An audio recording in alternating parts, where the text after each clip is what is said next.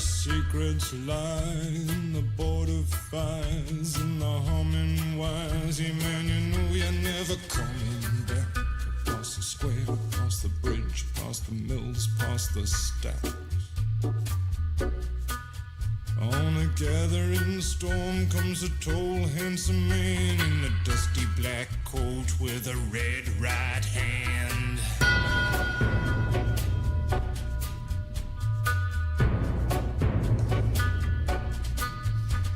He'll wrap you in his arms, tell you that you've been a good boy. He'll rekindle all the dreams that took you a lifetime to destroy. He'll reach deep into the hole, heal your shrinking soul, but there won't be a single thing that you can do. He's a god, he's a man, he's a ghost, he's a guru. They're whispering his name through this disappearing land, but hidden in his coat is a red right hand.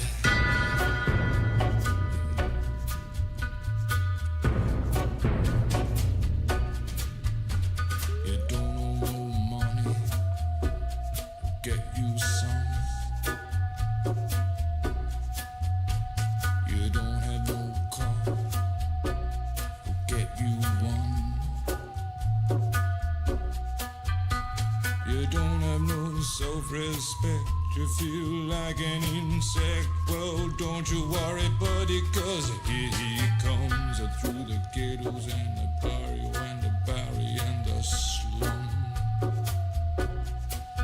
His shadow is cast wherever he stands, stacks of green paper in his red right hand.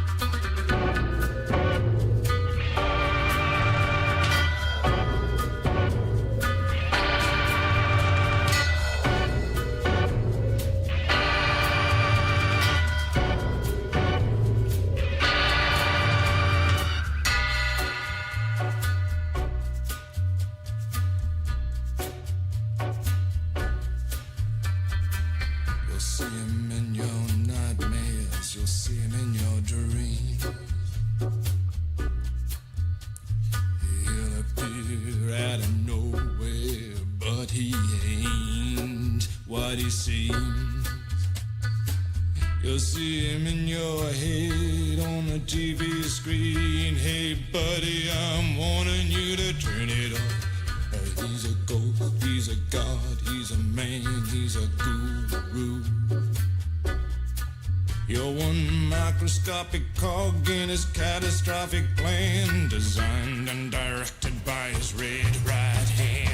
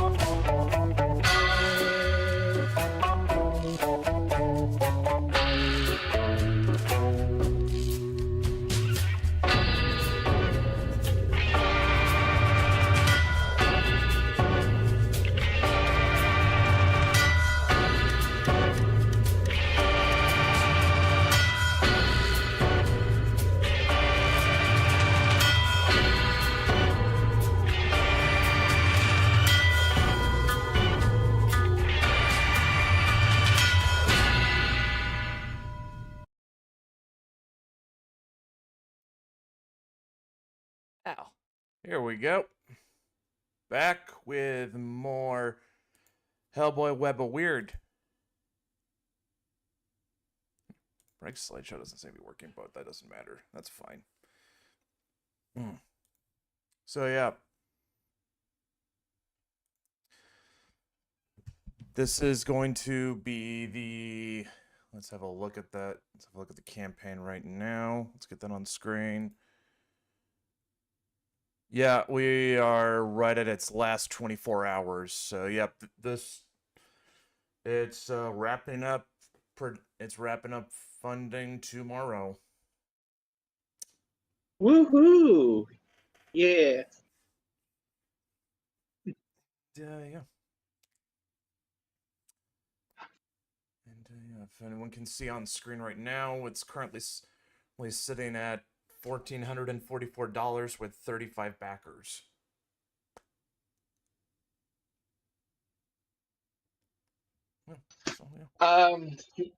Yeah, like holy crap! I didn't. I was just surprised with how fast we initially got funded. I mean, the fact just I'm really happy with how this went. I'm kind of impressed considering there was not a whole lot of prep work done beforehand. Like, we did not, and because like this was something Matt and I had pushed on. Like, we wanted to at least give it a month to at least gather signatures before it went live. But Yeah, but this was like our fastest funded thing, and it's just like we didn't really have much to start with, so it's kind of like I think we have something here that it didn't even have a have a video to go with it. It was like, yeah, I don't know if we just I don't know if we're a lot stronger than we thought or if we just got lucky, but I'm not gonna question it either way. Yeah, I can't. As I say, count your blessings.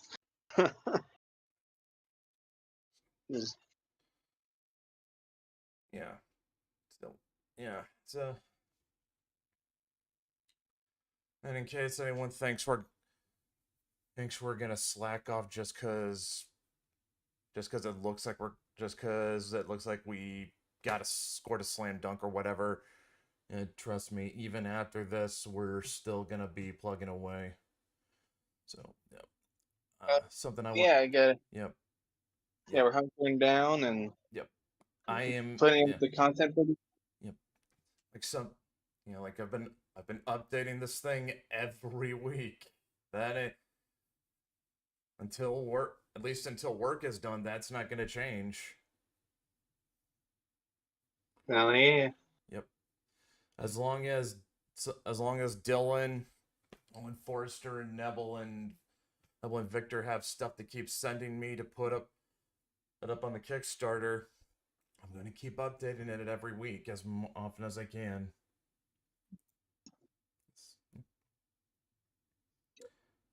Yeah, like something that Eliza Bar told us, and it was kind of, oh, now it wants to work. Nice. Okay, something that I've sort of took as a lesson that I've been applying to every Kickstarter we've been doing since at least Changeling issue 2. Constantly update to the point that they just blend into the background for your backers. That, like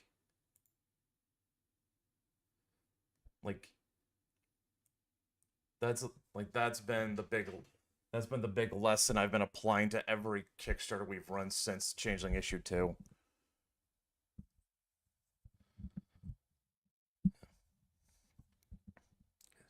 Yeah. Like, even if we are late, I at least want to make sure the backers know where we are at all times. So yeah, we're not gonna leave them hanging for months on end. And certain ones that will not be named.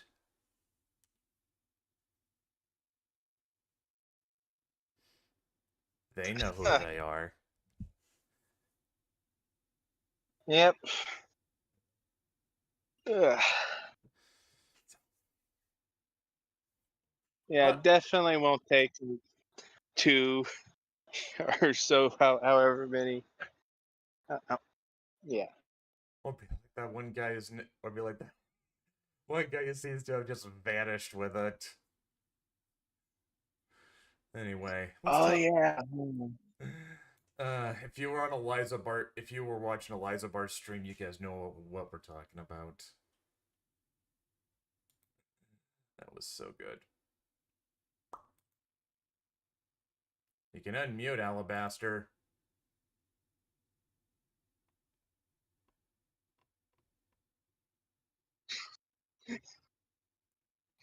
No, he must remain silent. If we set that gooner free, it will be the end of all of us.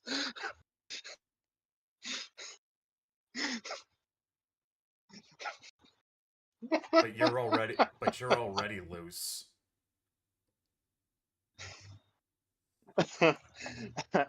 I'm able to withhold my power. Yeah.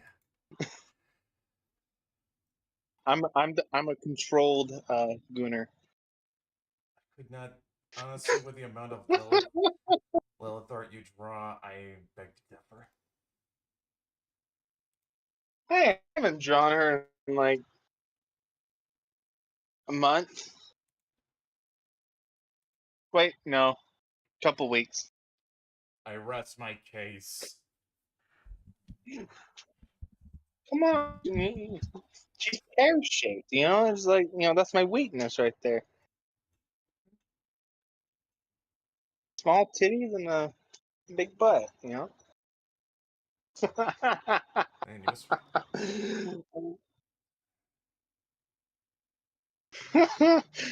What would you guys do without me, huh? That is a very good question. Alright, let's get Hellboy fired up.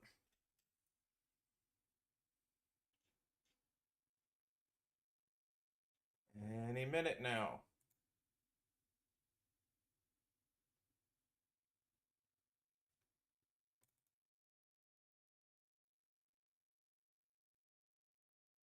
Come on, game. There we go.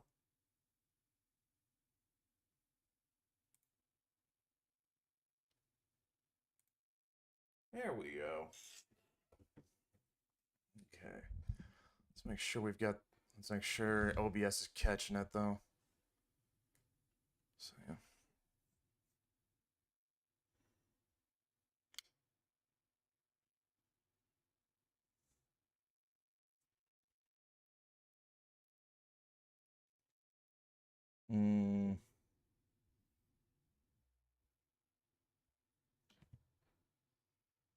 Oh, now they're both muted. Um, just eating dinner, so I'm gonna be muted. Oh. But I'm still definitely here providing my gracious commentary. Yes, Dylan, you're a very yes, Dylan, you're a regular Jim Ross.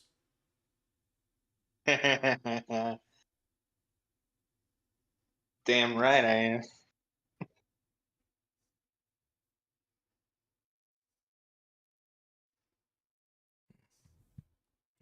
Gotta go be us.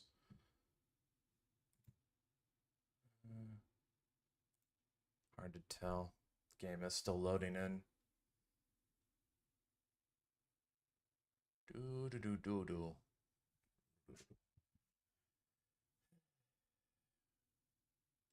Doobie doobie doobie doobie doobie doobie doobie doobie doobie doobie doobie.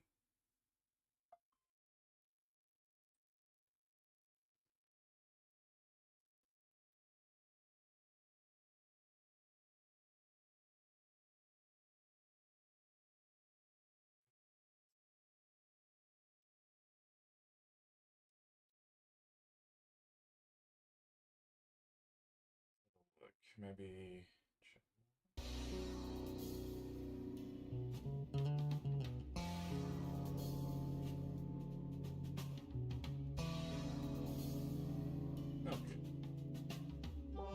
totally skip them. Anyway, I need to fuck with Alabasta in the chat a little.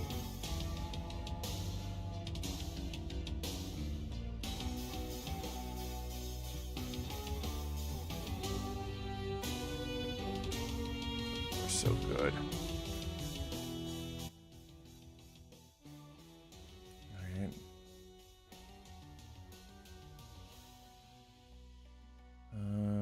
Okay.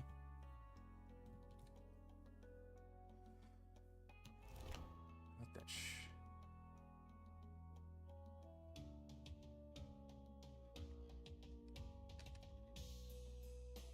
was that it? Oh, yeah, looks like it's working. Perfect.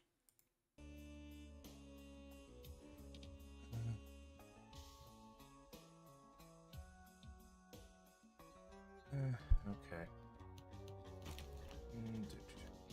There's a health boost? How did I not notice that?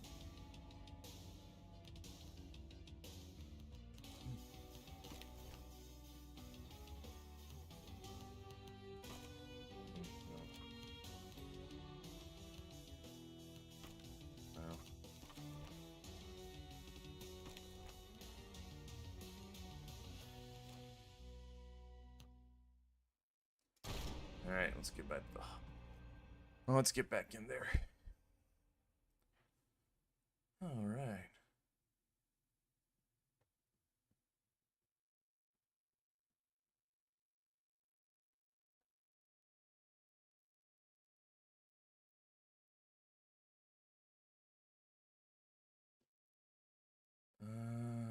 Yeah, any minute now.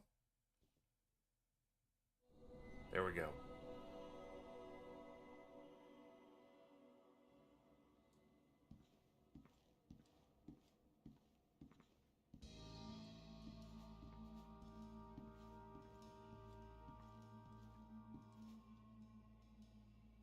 Hey, Martinez. Heard about your work on the King Rat case. It wasn't a big deal. The dagger was a focus for mass possession. And the spirit box was able to warn the team in time. Well, that thing just sounds like noise to me. You want a demonstration? I could use your body as a focus. It won't hurt, I promise. Sure. Go ahead. This is not gonna go well. Something about pancakes? Ah, Does that mean anything to you? I know what it means. Actually, it kind of does. Oh, I know what it means.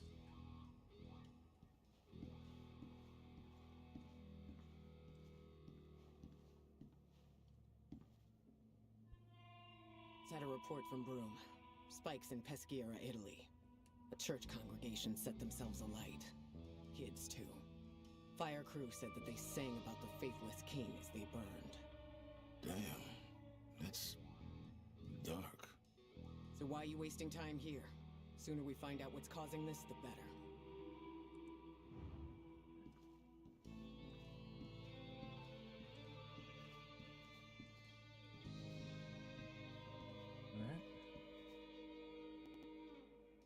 Hey, Big Red. You talked to Lucky recently? How did he seem to you? Not great. He's usually not Mr. Bouncy Fun Time, but I think the WYRD did a number on him. Give him time. He went through a lot. Yeah. Thanks for bringing him back. Me? Might have left his gloomy ass there.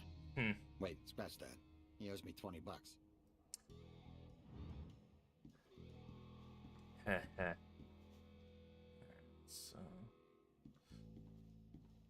So I changed the loadout this time. I just want to get more of a chance. The shotgun's a better chance. Better idea. Short range, widespread. Let's see if I got anything. Oh yes, I got something. Revive. No, I don't have enough for that. And I can't increase my total health. So I'll take that.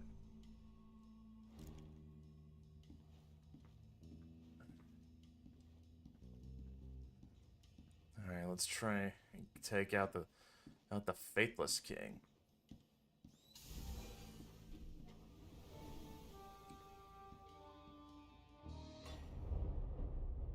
Let's see how far we get this time. Oh, with my luck, it won't be very.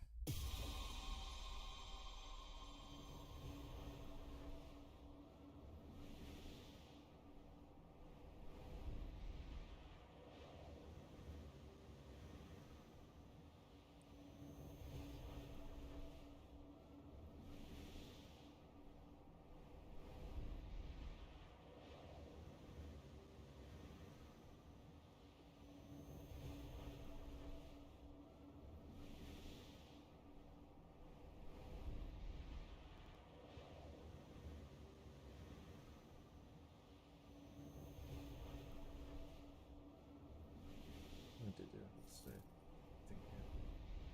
Oh, while you load in, let's check the chat. Oh. Damn thing finished already. Here we go again. Oh, shit. Here we go again.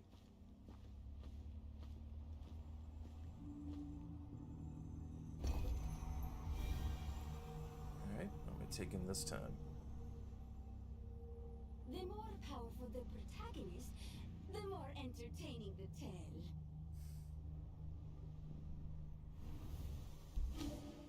Not always. Let's see, max toughness or max health? What do I want?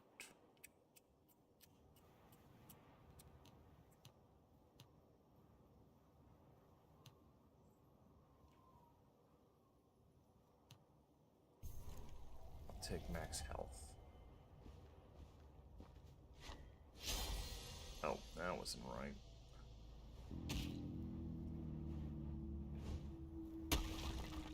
There we go.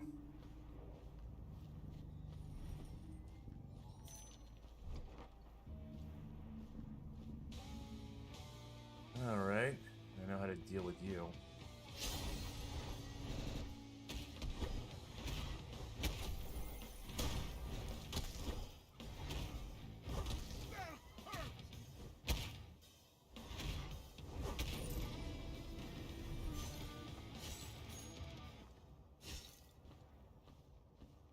I got the big guys and the little guys go with them. That's simple.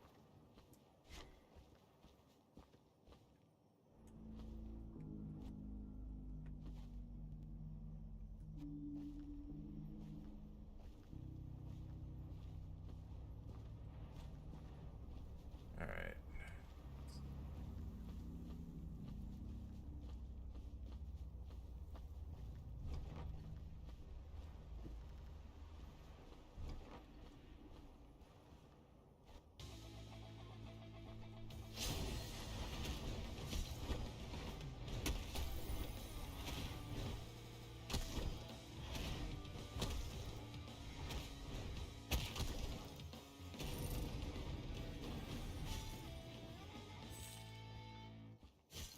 Easy.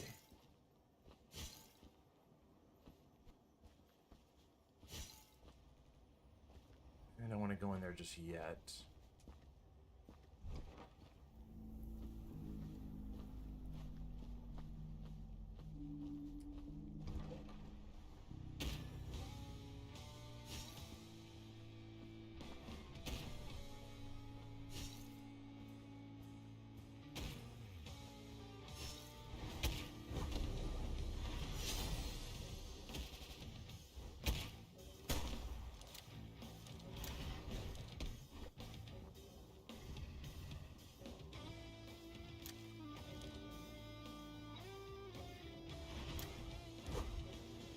Oh wait, I think I remember it was the left. That was the left trigger. That was how you reload. Been a while since I played this. I need to relearn a couple things.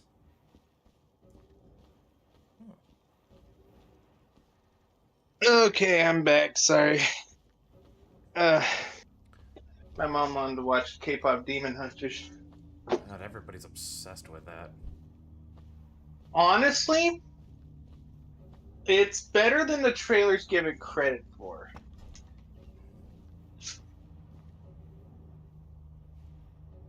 I mean, it still kind of has that sort of humor that you see in the trailers, like of course, but there's more to it than that.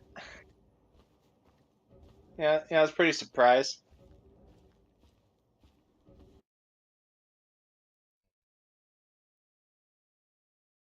And game just froze. Oh, that's just great. Uh, Oh, there we go. It's back. and for,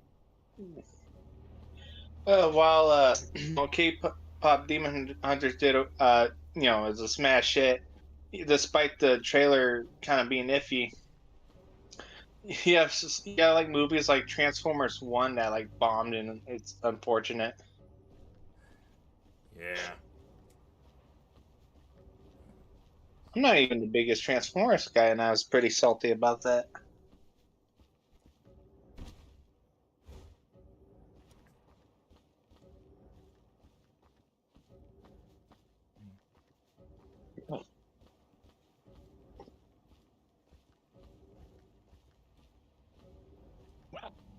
Alright, let's see.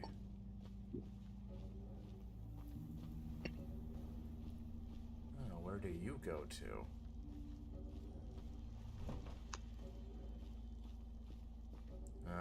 This thing needs a key.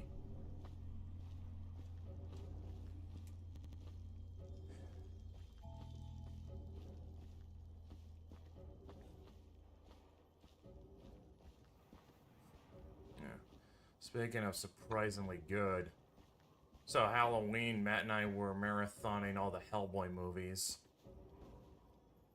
Got to Hellboy the Crooked Man. That was better than it had any right being.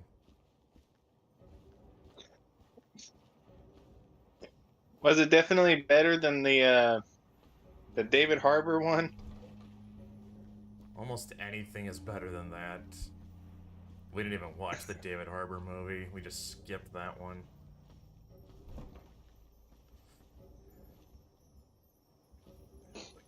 But yeah, like, I'm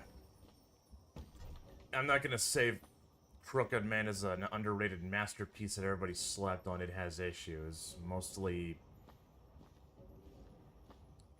of it being padding, and there's moments where the low budget kind of shows it. But if you want something that's like a really sincere representation of Hellboy, this probably did it better than the Del Toro movies.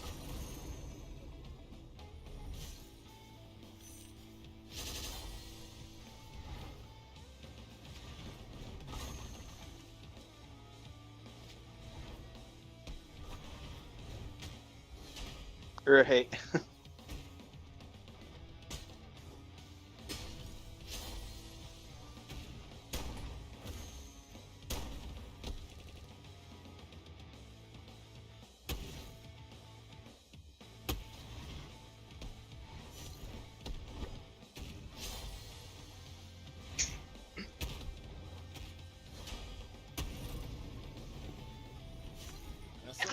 I guess since I'm here, I'll boot up a game too, so that's something to do.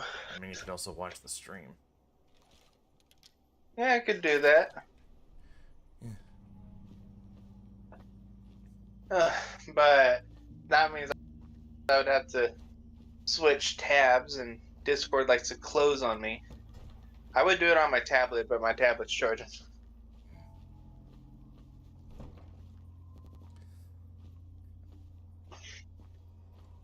Yeah. Ah, shoot. I didn't have me to do that.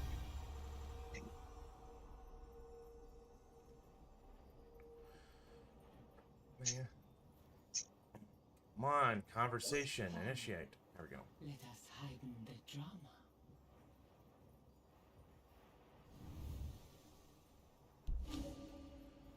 Alright.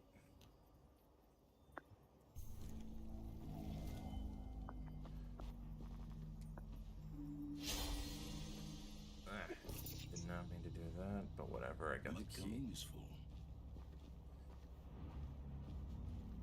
Yeah. In fact, yeah, actually, after Matt and I got through all the movies, I kind of did a ranking of them, which I expected to get a lot more shit than I actually did. How'd you rank him? Blood and Iron is number 1 for me. Yeah. Yeah.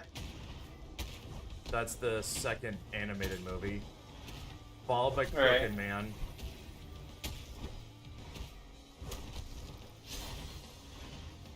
Then Sword of Storms.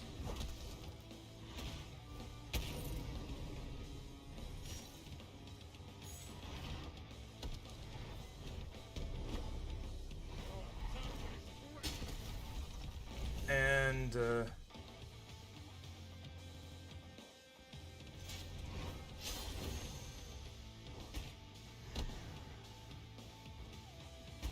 then Hellboy 2004.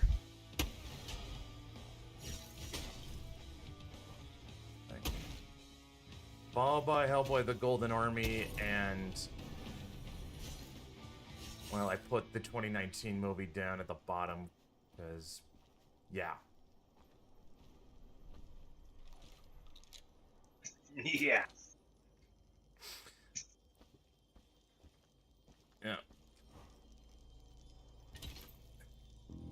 You know, sad, yeah, I was pretty sad about that because, you know, the promo images actually looked really good.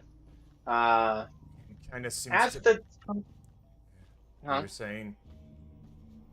At the time, I like David Harbour. At the time, they just, I don't know, he kind of seems like a typical Hollywood douche.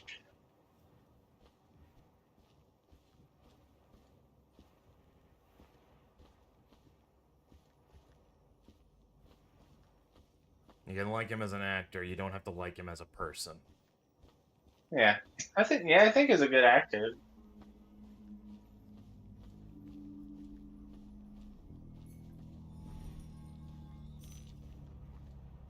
Yeah.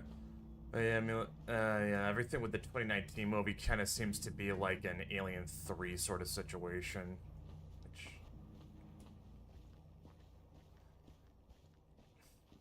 Which... if you don't understand what that means... Yeah, wasn't Alien 3 by a different director entirely? Well, I mean, like, Alien was Ridley Scott, Aliens was James Cameron. The problem with Alien 3 was that David Fincher had one idea and the studio kept fucking with him. Oh, yeah. Yeah, that'll do it. In the case of Hellboy 2019, like, stuff like the studio firing Neil Marshall's director of photography.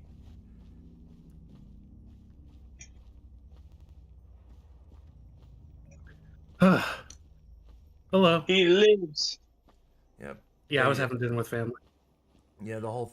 yeah, like, they... you know, to hear Matt tell, like, they fired his director of photography just to send him a message.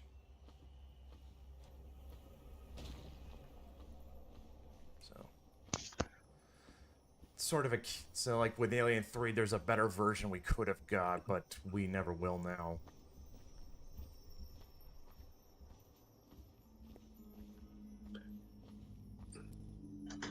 And honestly, if the 2019 movie didn't exist, I think Golden Army would be the worst Hellboy movie. You know what movie that we'll probably never see, but we technically could? What? And I really want to. And I'm pretty sure this is according to George Lucas. There is a 3-hour cut of Revenge of the... I would so freaking watch that. Bro! Like, he actually... that's actually a thing that might actually exist. That's not like a rumor or something. No, I think somebody's at Lucasfilm, and I think it was Lucas, is actually...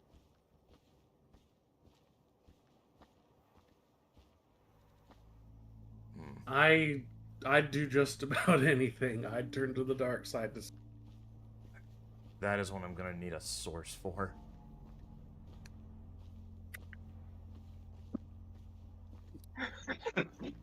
Why didn't you back that up with a source? My source says I made it the fuck up. Yeah, going back to the Del Toro movies, especially getting more familiar with Hellboy, the character in the universe. Okay, let me put it this way. If your introduction was like the 2004 movie, that's not the worst introduction you could get. But those movies are a bit more frustrating to watch once you kind of understand what really makes Hellboy tick. Okay, it was Matthew Wood, who works at Skywalker Sound, said that it was almost 4 hours long. My personal 9/11 right there. Right.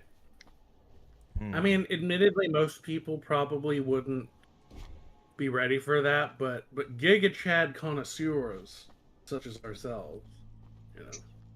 Dude, I fucking love Revenge of the Sith. Like,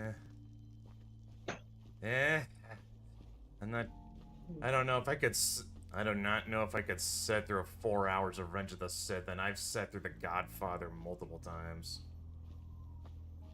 I've tried watching The Godfather Part 2 2 times, and I've fallen asleep both times. Oh my god! You it insists upon itself. No, I didn't think it was bad. I actually really liked it, but something about the second act, I'm just not able to hold on to life, and I just fall asleep, and then around the third act, I'll wake up. And you're like, damn it. Yeah. And I have the trilogy on Blu-ray, so it's not like... Ugh. Should chuck Part 3 out. I understand what Part 3 is trying to say and can appreciate it. Even if there's certain characters and scenes I don't like. The idea that Michael can't escape the consequences of his actions and the tragedy around that, I think gives it a good conclusion. Wasn't there recently like a brand new cut of Part 3? I don't know about Part 3, but there was a cut of the first two, at the very least, that was aired on television that included deleted scenes. And it showed everything in chronological order. So you actually saw the Vito Corleone growing up part first before you got into Godfather Part 1. And one of the really cool deleted scenes is so you remember when he's in Sicily and he marries Apollonia, and she gets killed by a car bomb meant for him. There's a scene that takes place a little bit later where the guy who planted the car bomb gets into his car, and Michael has planted a car bomb, and his car explodes, and he's like crawling away. He's on fire, and he can't make it dies. Seeing him get his comeuppance was pretty nice. You can look it up on YouTube. Nice little pick me up. I want to make an edit of that with Trainer and Myono Top Gun playing Warrior. With the Gaijin snail logo superimposed on the face of the guy who planted the bomb. Trainer is Michael, and Myono Top Gun is Apollonia. And like right as she starts the car, you see a 50% booster activate, and then it blows up. Okay. Yeah, it was like it came out 5 years ago. It's called The Godfather Coda: The Death of Michael Corleone. It was released to coincide with the 30th anniversary, and it's like a complete recut of Part 3. And I guess people are saying it's better, a lot better.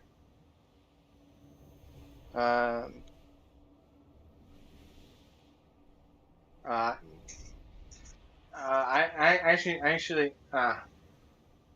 actually haven't seen them in like forever. I would have to rewatch them, but you know, I'll have to see the recut. Yeah. Anyway, like to bring it back to Hellboy. Back to the world. Like both of you guys saw the Del Toro movies, right? Of course, yeah. So you kind of remember how he acted in that, right? Mm-hmm. Battle-weary hero makes for a tedious tale. I think I only saw the first Hellboy. It's, Maybe a few bits and pieces of the Golden Army. Okay, but you kind of remember. Yeah, but you kind of remember how how Hellboy acted, right? Yeah. Yeah. Okay, so he actually seemed. I mean, there's people I've met who kind of he acts like he feels like a real person. Okay, try to describe how he acted.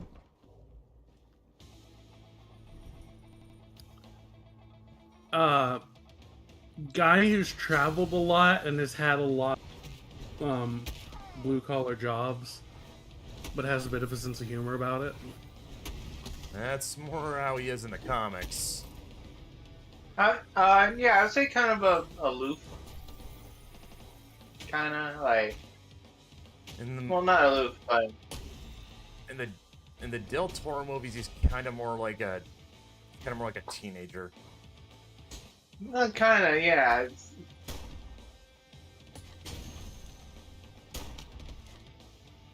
Maybe I need to rewatch because that's not how I remember.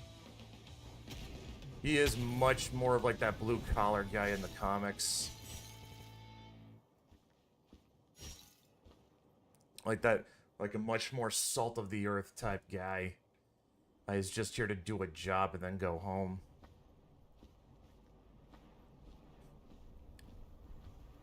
This is probably not going to surprise either of you, but he does not have an unrequited crush on Liz in the comics.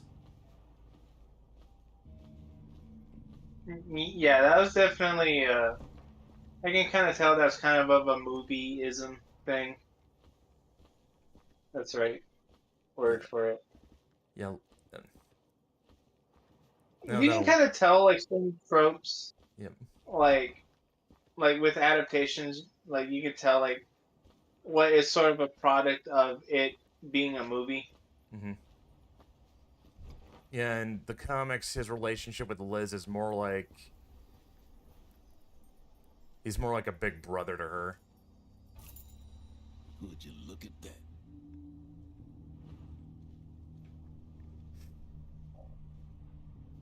I think what was surprising, well, you had a lot of movies around that time where the girl kind of had to be like the love interest, but I think, the exception to that was like the first Blade movie, where she wasn't love interest at all. And also probably like the first X-Men movie, but yeah. Oh my god, it was like Logan did not care about Rogue that way. I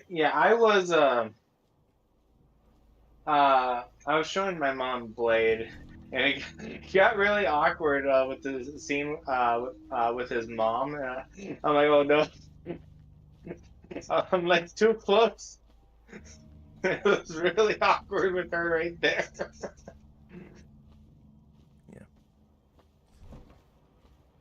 I've not shown her Blade 2 yet. She was really interested in the first movie. And I was telling her that the second movie is actually a lot better. Yeah, Blade 2 is actually how Del Toro got to do Hellboy, believe it or not. I know, like... Okay, yeah, there was like a time where, like, superhero movies in the 2000s, like... Okay, not all of them. Like, there are quite a few stinkers. But the really good ones ended up having really good sequels, you know what I mean? Yeah. And for Hellboy, it's debatable, but I like Golden Army a lot. I find Golden Army more frustrating, because there are bits of it that feel like they're from the comics, but it also kind of seems to double down on a lot of what I didn't like in the first movie. Yeah, I get that.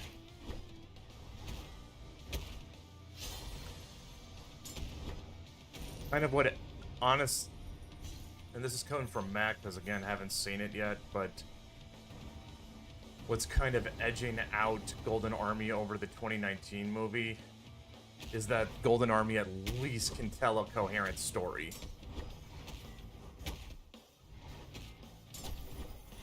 movie crams way too much into too short of a space. I think a lot of movies from from 2015 onward have just sort of, especially superhero comic book movies, have just kind of fumbled the ball.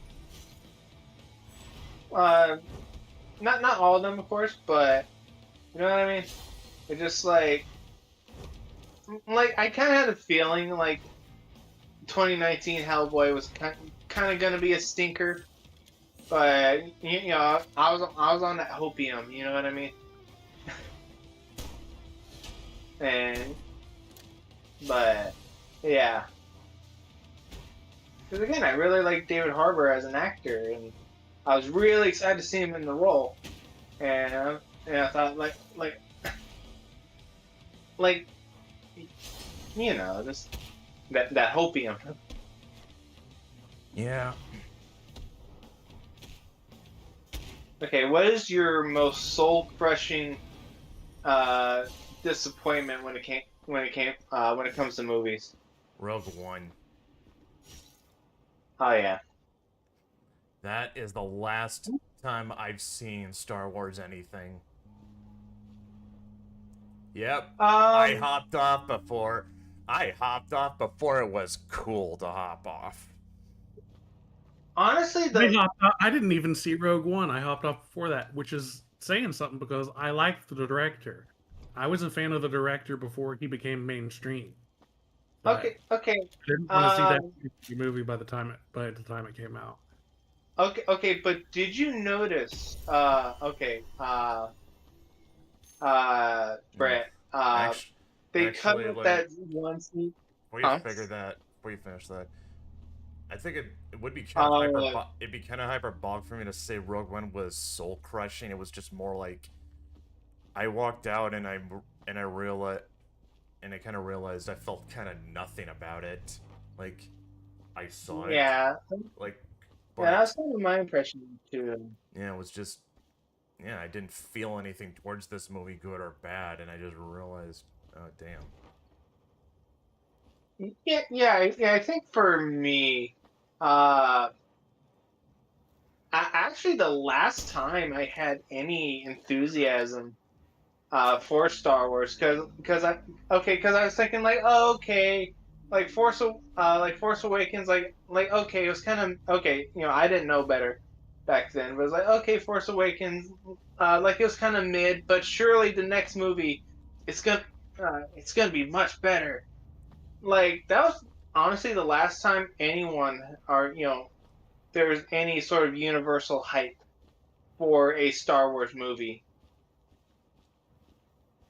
And I type too, and then when that movie came out the way it did, that was soul crushing.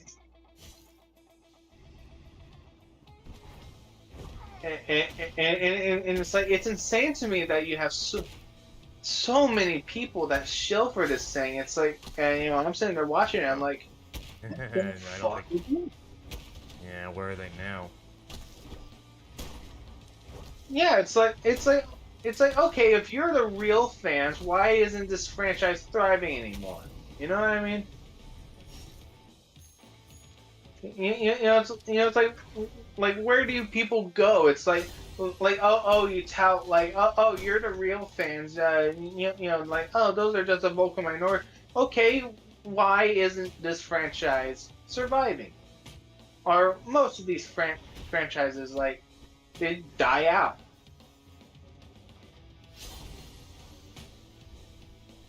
Well, they're probably gonna point to the fact that Disney's still making more stuff, but it's like Disney's practically got a bottomless cash pit. Oh God, yeah, and I don't know. They've kind of stopped production on a lot of their own shit too, especially after Snow White. That will never be. That will never be funny. Okay, it's like I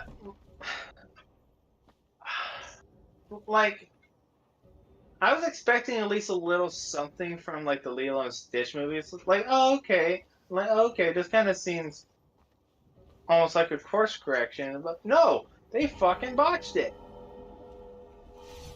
Oh, I have words about Lilo and Stitch. Oh, go off, do it. Go. I want to hear you rant. All right, I'll give it the benefit of the doubt first. I'll say nice things about it to start with. They got the look for Stitch right. Stitch is animated very well, and it takes place on Hawaii. Yeah, that's about all my praise for it. Now I'm gonna get into it's the writing and the everything else about it that's just... Basically there's so much about it. Like I ended up watching Lilo and Stitch, and there's a lot of little things. Like there's a lot of 1,000 cut stuff that ends up adding up. Like there's the way that they film like the exchange between Nani and Stitch, where Nani and Lilo, after Lilo gets kicked out of hula class, and it's the whole bit where they're like screaming into their pillows.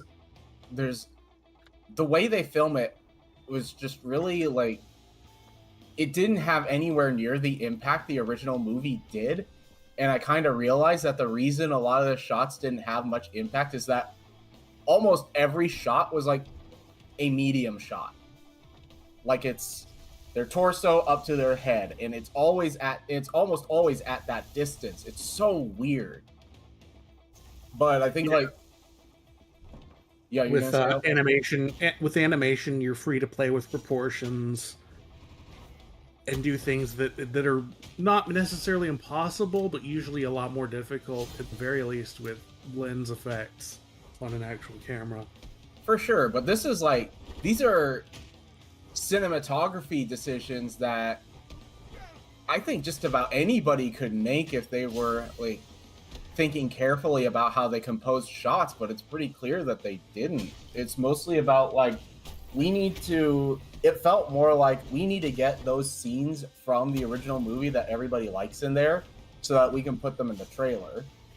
But there's so many details that, well, there's a couple details that just plain don't make sense, and there's another few details that go so far as to completely undercut the original story. Like, the whole idea, like, one of the things that really bugged me is like the fucking grandma neighbor that lived next door. I was like, wait a minute, wasn't the whole point of the original that not all Nani and Lilo have is each other? Why the hell is Child Protective Services getting involved? They have a guardian. Also, the fact that the CPS, that the social worker was an actual social worker, also undercuts kind of both the comedy and the plot, the original, of having fucking Cobra Bubbles come in, who looks like a hitman, coming in to try to assess Nani's fitness to be Lilo's guardian. You just lose so much with that. And another hilariously stupid detail is like the plot point of Nani wanting to go to California to study marine biology? Lady, you're in Hawaii. That's Hawaii does have world-class research facilities for marine biology. It'd be like leaving. It'd be like wanting to move. I mean, okay, fair enough if you would want to move from LA for any other reason, but it'd be like moving from LA to Kansas to study film. Basically. Yeah. It's like, why would you do that? I mean, if you were going to study at Monterey Bay, then sure. But even then, okay, just because there is I'm one more dimension to the Hawaii to California point. Native Hawaiians, as far as I know, this is what I remember hearing. Native Hawaiians get a free ride to the University of Hawaii. Well, that settles it. It's like, why would you fucking leave? Contrivance. It's so dumb. Almost about as dumb as that. Almost about as dumb as Hellboy's romance with Liz in the Del Toro movies. Oh yeah, we were talking about that. Oh my goodness. Yeah, look. Not a fan. Granted, I think it was one of the aspects of the movies that I kind of just like glazed over. I was like, yeah, not too great. There's a bunch of, casting's pretty good. Yes, that is one thing I will. Yes, absolutely. I will never ever take that away from the Del Toro movies. Like, holy crap! I don't think anyone has played that role better than Ron Perlman. I just wish he had gotten material that was. Oh wait, I don't have to imagine it. He did get better material in the animated movies. Well, there you go. Like honestly, there's a scene in Sword of Storms that really is much more accurate to what his relationship with Liz and Abe is like in the comics. It's like after they've done this whole mission in Central America.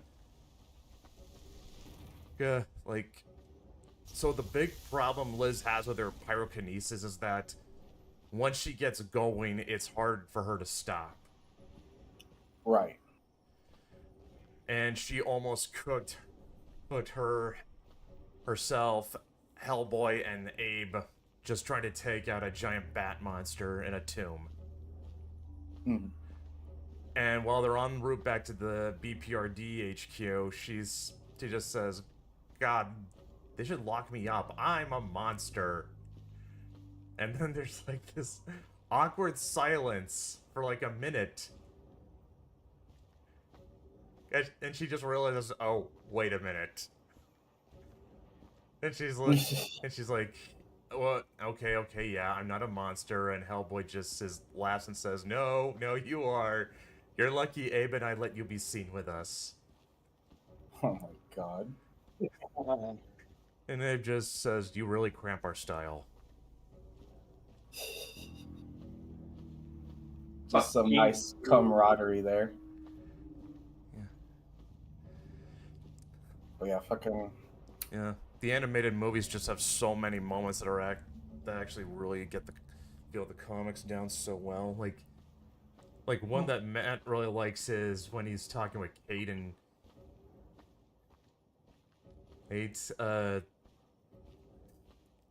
about how and she's just kind of gushing over all this folklore or shit, and he just says, "Wow, and to think you used to research trolls, Kate." And she says, "That's okay. Now I get to work with one." Oh my god. By the way, you're gonna like this, Nebula. Guess where Kate got her PhD from? Oh lord, where'd she get it? Berkeley. I don't know, dude. I'm trying to remember if she's like as psychotic as that would entail. No, wait, I got it wrong. She actually got her bachelor's at Berkeley. Her PhD, I think, was in Bucharest. But yeah. Although you have to If you actually want to pile on insult, she also grew up in Oakland. See why she left. Well, Mike Mignola grew up in Oakland, so I'm like, okay, yeah, no wonder she's there. Right, and I can see why she left. To be fair, and guarantee when Mignola was growing up, Oakland was a much nicer place. It wasn't the gang-ridden hellhole it is now. Shit, gang-ridden hellhole it was when I was a kid. What? No spikes? No explosions? Yeah, I'm from California, and nobody likes Oakland. Not even the Raiders could stay there. even they fucking left. Yeah. And a bit of a mystery of what they were doing there to begin with, but yeah. It just Oakland seems like such a weird place to have, anything. Okay, yeah, anything, but an NFL team. It's like, I mean, you don't even buy the idea that it used to be a nice place. No, I'm sure it used to be like nicer. Everything. I've never actually been there, but everything I've seen of it, it just like this looks like shit.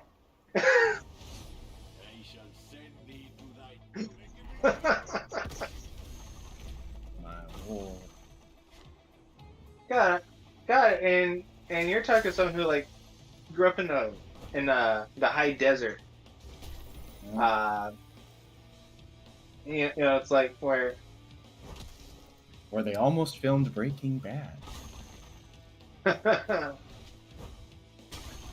it's I'm not doxing myself. I haven't lived there in years. Victorville. Yep. You know where that is? Yeah, I know where that is. I got a buddy that used to live there. Yeah. I was born there, and I lived there until I was like 8 years old. Huge. Yeah, fucking. Oh, I was trying to. Fuck.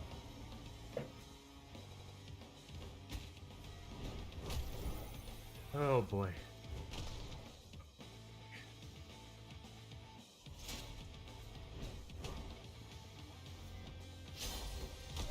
Oh boy, I'm gonna die. I think the one mental image that's still in my head that I kept from when I was younger was like those mountains and Texas is so flat compared to California. Yeah. Yeah, there's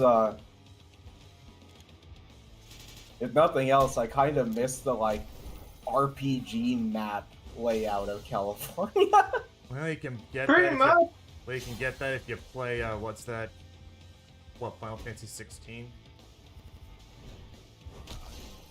Was it 16? I guess. I mean, like the fact that you have like a bunch of completely different biomes like right next to each other.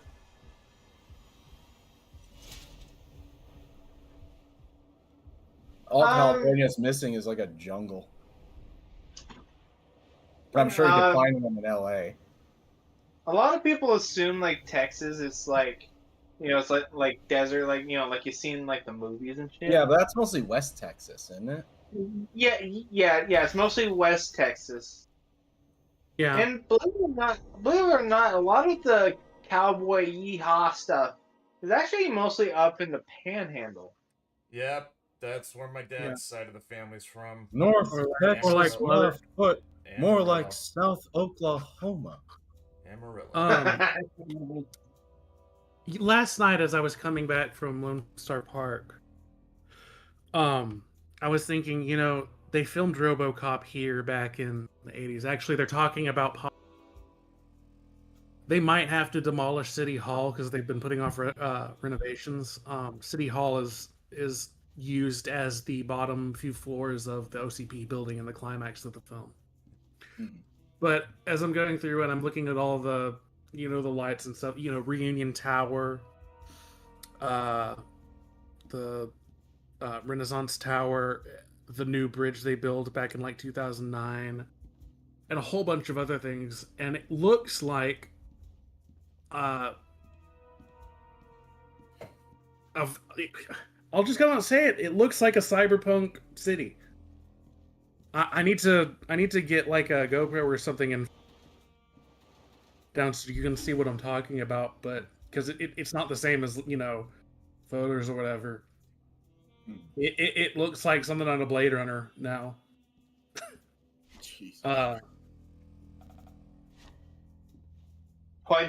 Why do you come? Alright, so okay, so just to make sure I had it right. Yeah, I looked it up, Knuckles. So yeah, Kate got her bachelor's with honors at Berkeley, and her PhD at the University of Bucharest. Oh, that would take some doing. Historically, Berkeley was a hard school to get into. Yeah, I can't speak to. Not anymore. You just gotta be gay and communist. Yeah, she actually got her bachelor. She got her bachelor's in 1980. Who is this? Kate Corrigan. Oh. She's a character in HELLBOY. So yeah, you said Berkeley's historically a hard school to get into.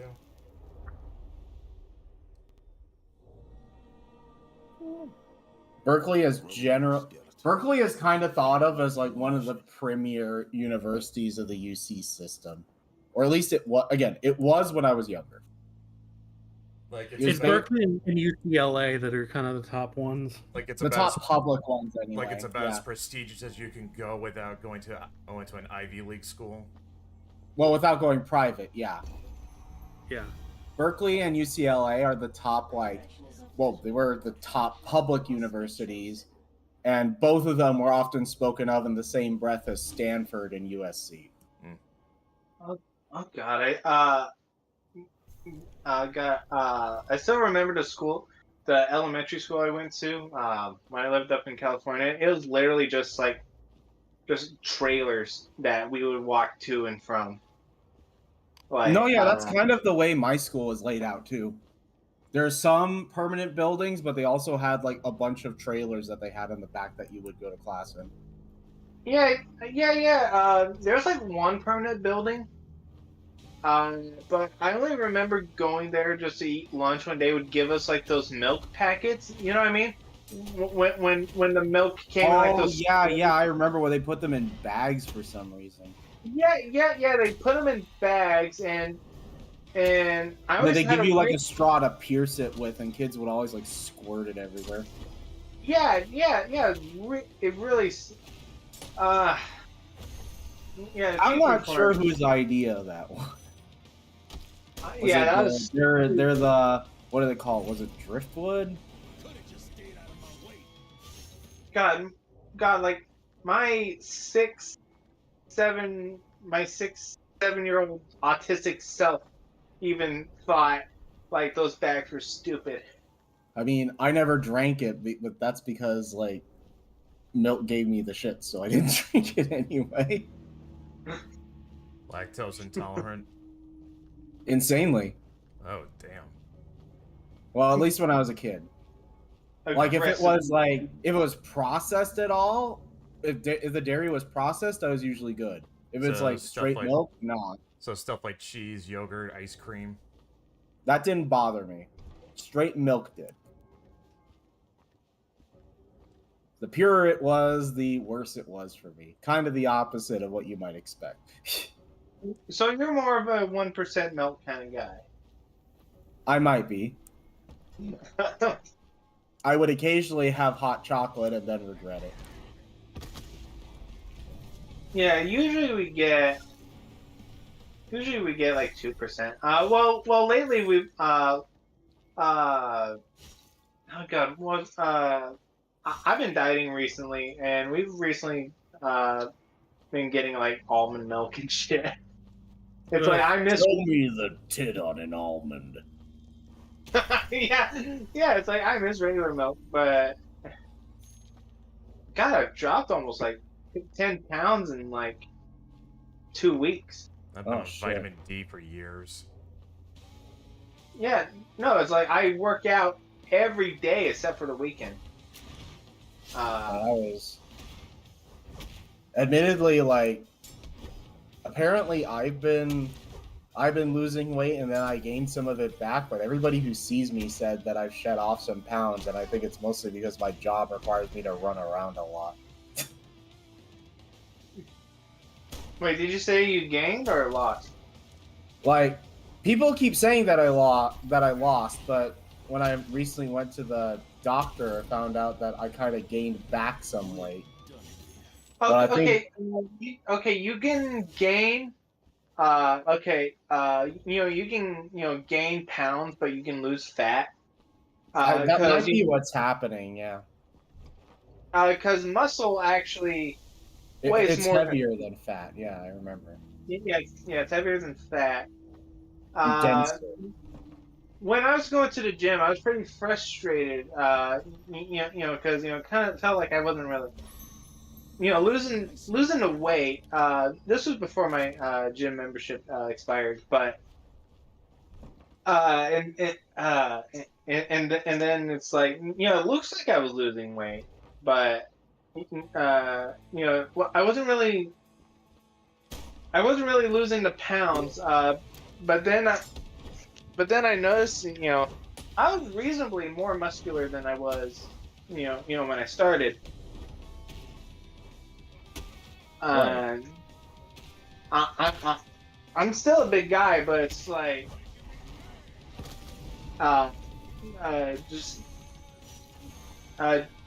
definitely, be wary of that. It's like, yeah, you may not be losing pounds, but you're probably losing a lot of fat. That might be it. And replacing it with muscle. I feel like I know where all that muscle's going. It's Jack and Land. You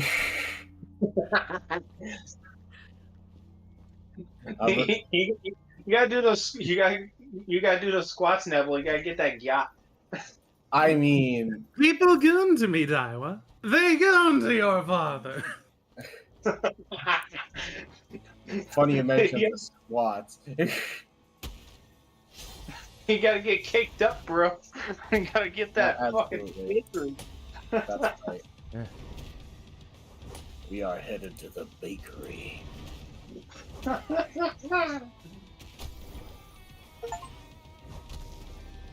yeah, that's funny. Like, some of the stuff I've actually been doing with the kids has been like, I have been doing like squats with them before.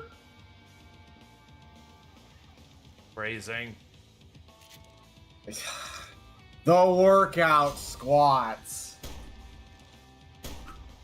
My money didn't even go there, Brett. I mean, try to like take him aside to get some exercise in, just to burn off some energy. Burn the kids in the sun. Just burn them alive. Oh God! If only there was any sun. There's no sun in the Midwest. Freezing. I mean, I guess it's freezing for me, but tomorrow we're supposed to be getting either rain. I think I've heard either rain or snow. God, I am. Everyone at my job complains about it being cold when it's like at most upper 40s, low 50s, and I'm still showing up to work in at most a t-shirt, basketball shorts, and a flannel. Well, I got like half of my one half of my family is like European, and the other half has like 2 tropical parents. I am not made for the cold. And while most of my gene pool is like Northern Europe, so yeah. Oh my God. Do not give up. I know how I feel about fucking... Yeah. When I was a kid, I used to think that I liked it cold, but then I realized because I lived in California most of my life, cold meant like 50 at lowest. Yeah. What I actually liked was pleasantly cool. Mm-hmm. That's Washington. Oh my. I think it's only dipped below like the 40s a couple times in the 10 years I've lived out here. Yeah. That tracks. You guys are right next to... Well... My part is like within spitting distance of the Pacific Ocean, so yeah. Well, yeah. It's probably... That kind of regulates the temperature a little bit. And I'm also smack dab in the middle of 2 mountain ranges. There you go. That'll do it. Yeah, like... There's something that I... Go ahead. I was gonna say, like, yeah, once you get, like, up into the... Once you get to higher elevations, it gets colder, because duh. And I'm also pretty sure the east side is a lot colder and more arid. Yep. I went like out... once you get outside of... Once you get less moisture, the, when you get less moisture, the temperatures get more extreme because there isn't water there to regulate it. Yeah. Like, I went out to the east side to pick up my brother to move in with me. The first time, before he permanently moved in with me. And the east side was, like... The east side of Washington's, like, mostly farmland. That tracks. Yeah. And believe it or not, there's, like, a desert right in the middle. Is it... Okay, you said there's, like, 2 mountain ranges that cut it? There's 2 mountain ranges. Cut across I'm it? right, but on the west side, there's, like, 2 major mountain ranges. The Olympic Range and the Cascades. Okay. And I live in the valley between them. And are these mountain ranges north and south of each other, or east and west of each other? I'm trying to think. Are these mountain ranges in the room with us right now? Oh my god. Give us a sign. I would definitely say, I can definitely say the Cascades are east of me because I can see Mount Rain. I have a pretty good view of Mount Rainier going to work. Okay. That's actually pretty ballin'. It's the largest peak in the whole state, so it can be seen for miles.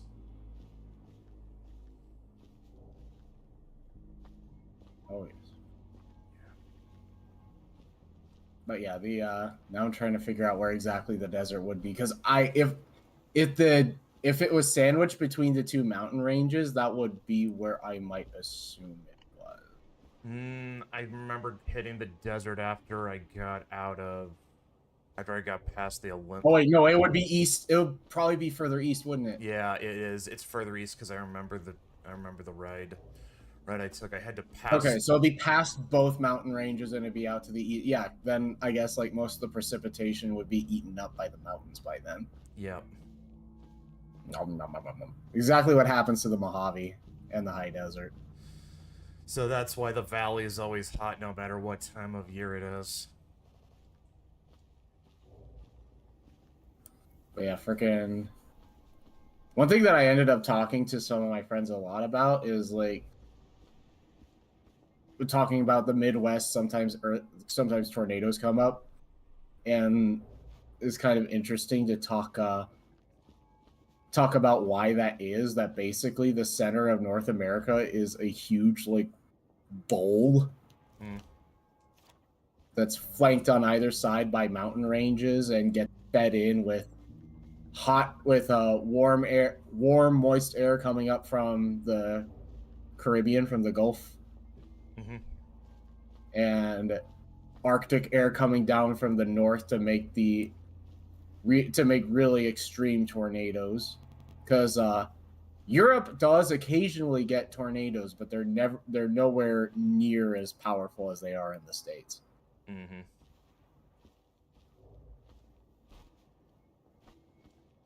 Because everything's better here, even the fucking tornadoes.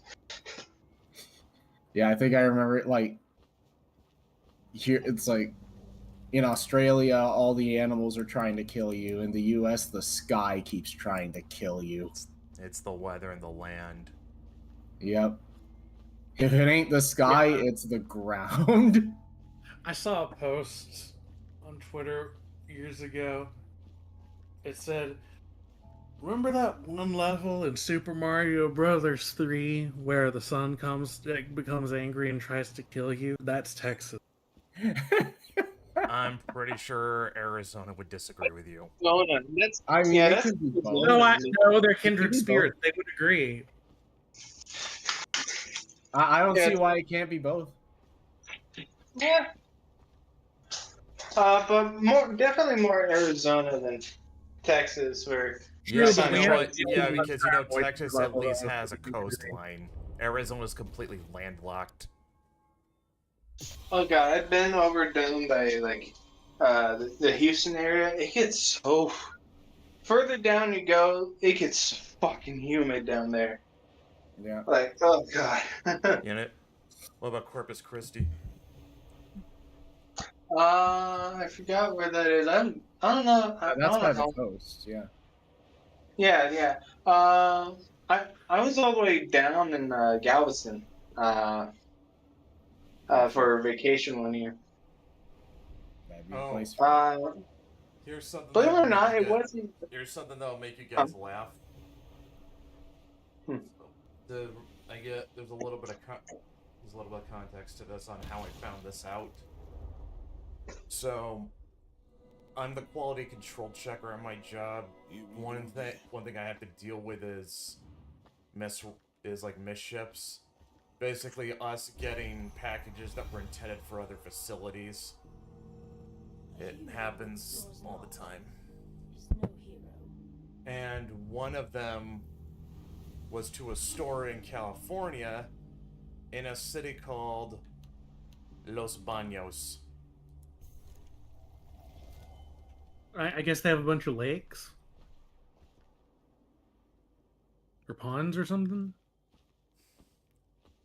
God, you ruined it. Hence the name. You ruined it. No, I know what you were trying to say, but I'm thinking, there's actually... But yes, that's part of why. But, like, do you guys understand why it's funny that that city is called Los Baños? It literally means the baths, but mostly it's used for the word for bathroom.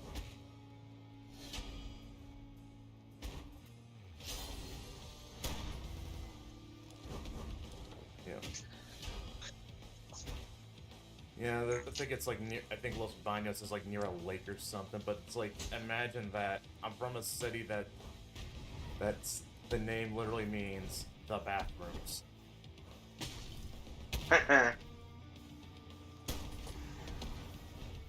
Like for perspective, Washington has a city called Walla Walla. And that's not as silly. I didn't know that when I named my Gnome Kingdom in my fantasy campaign setting. It was called the Kingdom of Walla, which is supposed to be short for Walla Walla Bing Bang. And their currency is the dollary-do. In my setting, gnomes, they're basically Australians. I had a character named Wadman Fragglethorpe. But a lot of people find that confusing, so you can just call me Bruce.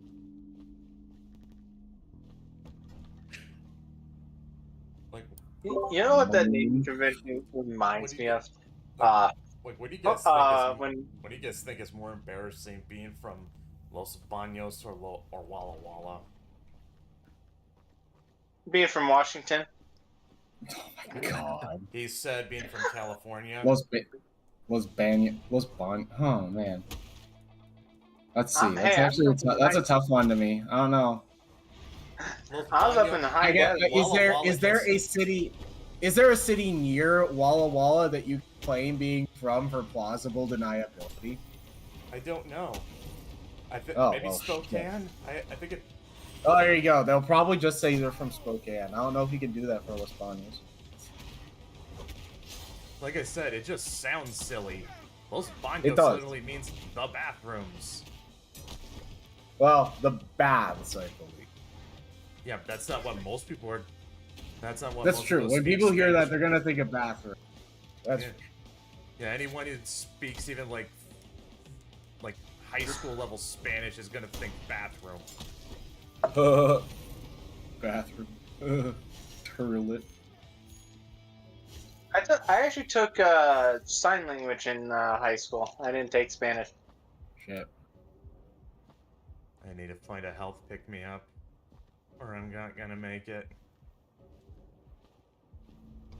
I only pretend to know Spanish when I'm on Twitter. Oh my god. Or Japanese. I'm serious. Jesus. I have a translator now. I can blend in.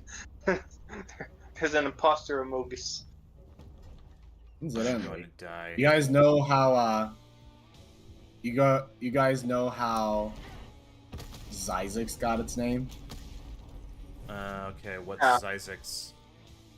Zyzix is a town out in the desert in California, and it got the name because the guy who founded the town just wanted it to be the last word in the dictionary. He literally wanted to have the last word. Okay, that's at least a funny story. Oh my god! I remember like Huell Hauser he visited it, and the big thing that Zyzix is known for was having like a mineral water spring and a mineral water spring and a Christian radio show owned by the same dude. Huh. Let's see.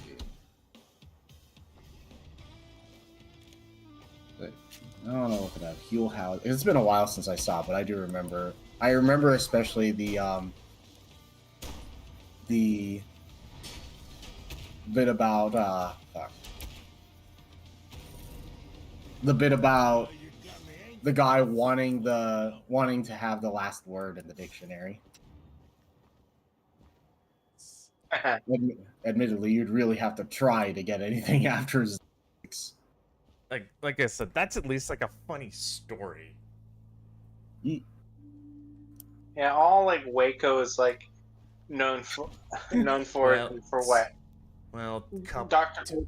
and that one and the hostage or the stand-up, you know, from that one. Yeah. Yeah.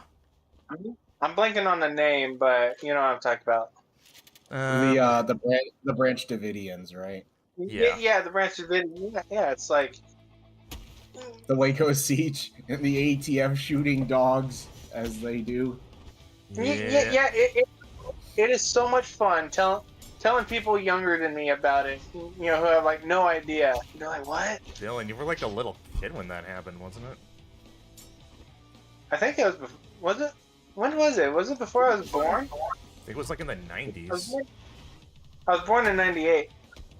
When was this? When was the Branch Davidian again?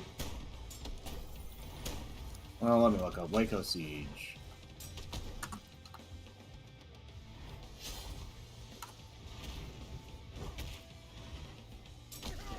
$1993, so it would have been before you were born.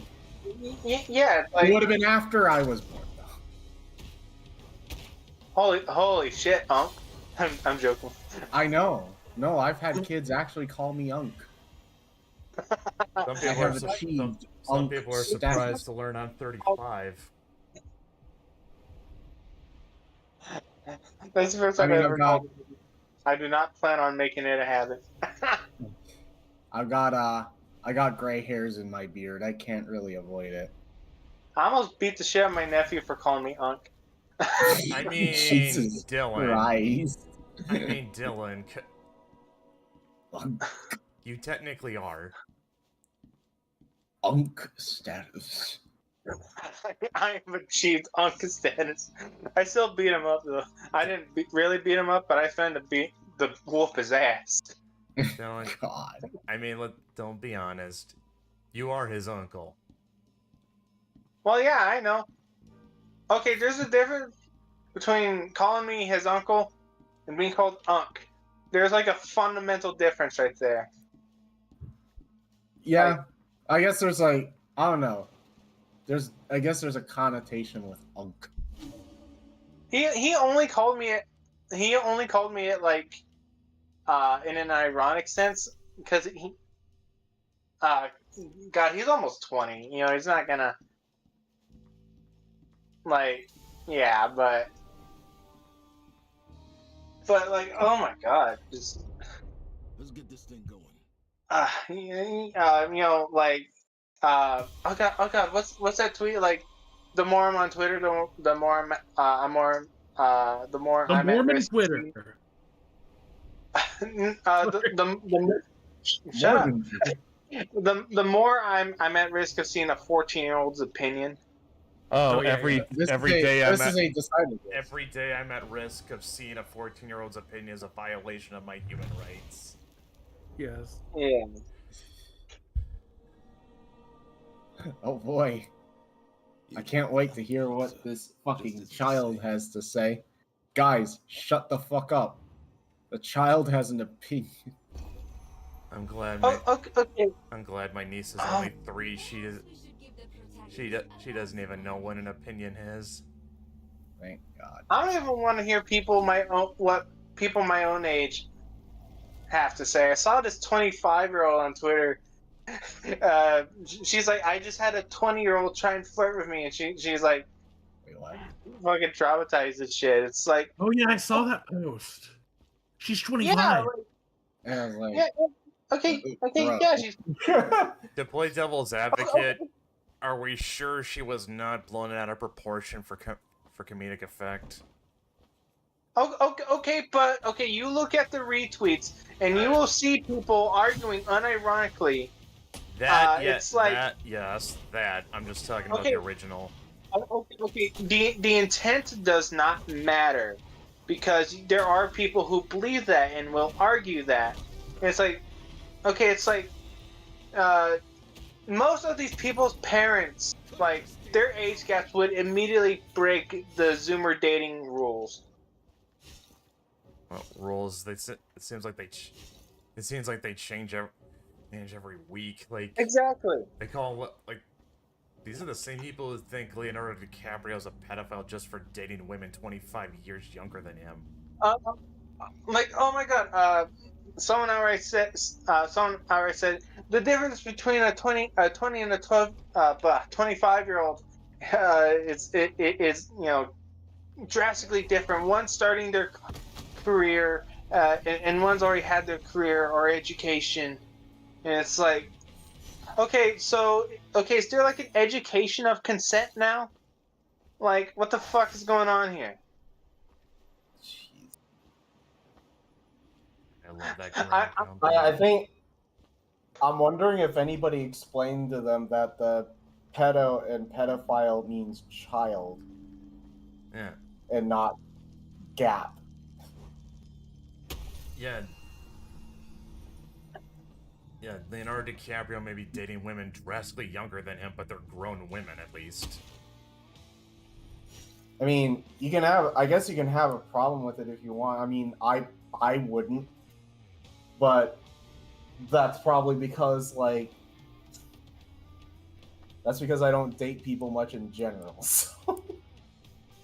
The only reason why I have a sort of stigma against dating younger younger 20s is specifically because of sort of like brain rot. Does the brain rot turn you off? Oh my God! Besides that's okay. It should. Besides that, I mean, like, sort of the when you see posts like that, it's like, okay, even without the brain rot, it's like, it's like people are gonna look look at you weird if someone's like 5 years younger than you, even though, like, even though you're both adult. Yeah. It's like, but you they're don't want under to deal the. with that. Yeah, it's like, but they're still a legal fucking adult. Like, And you Jesus. don't want to deal with that shit. It's like, Yeah. I don't know if they didn't. It feels like if they weren't going to school at exactly the same time you were, they're out of bounds. Yes. Oh my god. Okay. Okay. There are cons to you know, like just talking to someone who's like, okay, like I'm 27. I have a female friend. She's 20, and it's Right.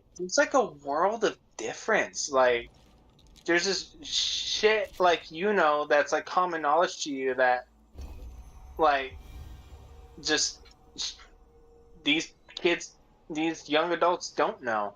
It's never been part of their experience. Yeah. I had something like that. Like I had a younger coworker. She chases a Red Bull with a cup of coffee, and she later comes to me and asks, "Hey Brett, was that a bad idea?" And I told her, intensely, yes. You're young enough that you can probably tank that, but you should not make a habit out of that. Okay. Same 20-year-old. Okay. She does like NSFW art and stuff. Like, okay. She didn't know what the word pinup meant. What? Wow. Yeah, she okay, did. that I kind of get because she was never around for the magazine culture or even like the tail end of it. So I guess no. It's a term that translated into modern day. There's no, especially if he's a not safe for work artist. That should be her bread and butter. Yeah, I'm not sure because I don't usually hear the term outside of like me using. Okay. Well, you're just wrong then. Okay, she's 20 now, but the crazy. I met her earlier this year. She's 20 now, but it's weird to think like during like when like COVID started, like she would have been 15. What the fuck? It's like, yeah, the gap is so insane, and it's because of how like quick the internet zeitgeist like changes, memes come and go. It's like it's such a different culture already. Like culture moves faster, so they're not gonna understand shit. Did you guys ever see that video? It's this black guy. He's talking to his little kid, and he was asking him if there are any cartoons he watched, and the kid had no idea what a cartoon was. And he's like, "Are you talking about like a YouTube ad?" This kid's got to be like 6, 7. He had no idea what a cartoon was. Yeah. He didn't know what Cartoon Network was, didn't know what Nickelodeon was, or... Sorry, I had a flashback. Yeah. My dad... Are you speaking? Oh. Yeah, my dad and stepmom had something like that with my niece when they had to babysitter one weekend. Because my sister and her husband, they're very careful about what the girls watch. So like most of what I know they've seen so far is stuff like Bluey and Mickey Mouse Clubhouse. Which is fair, I guess. Well, remember the oldest is 3, so. My nephew did pull a Zoomer recently, and I want to beat his ass. We were talking about Jay Leno, and he was like so confused. He was like, "You mean Jared Leto?" So yeah. So one weekend. And my nieces are at my dad and stepmom's, and my dad puts on the Many Adventures of Winnie the Pooh, and she's completely mesmerized by it because she had never seen it before. Well, yeah, she is like me. Yeah. I'm gonna raise my kids on the shit I grew up with. Yeah. Yeah. I mean, I wasn't even talking with my sister about cartoons to and like Scooby-Doo is off the table till she's at least 5, because I don't think she's gonna get a lot of it at mostly 3. Okay. Mostly because they went shopping at a Target and she got spooked by the Halloween decorations there. All right, we're gonna hold off on that. Yeah, that's fair.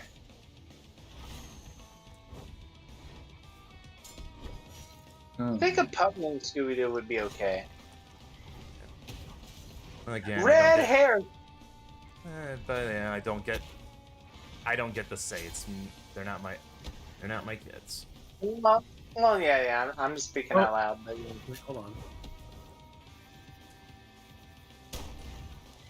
I'm dumb.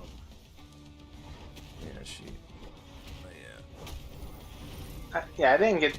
By the way, I didn't get that joke until I was older, having literally a kid named Red Herring. Oh yeah.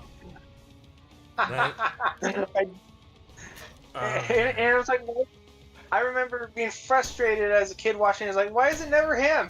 Why is it never Red Herring? That's the joke. I was confused as a kid because I didn't understand the joke. I didn't understand a joke until I was at least 12. I'm like, oh. Yep. Man, why? Man, it's so weird that all the time it's never this red herring kid. Why is that? Oh. Well, I also find it funny that Scooby's dad. Well, we find out his name is Scoobert. His dad, sounds like him, but his mother sounds like she's from the Midwest. Oh, geez. So does and so is Heifer's mom on Rocco's Modern Life. Like it's a they kind of broke out the Midwest accent for most of the mom coding. Well, like Heifer. Well, in case of Rocco, that makes sense because it's set in the Midwest. Like somewhere in the Great Lakes area.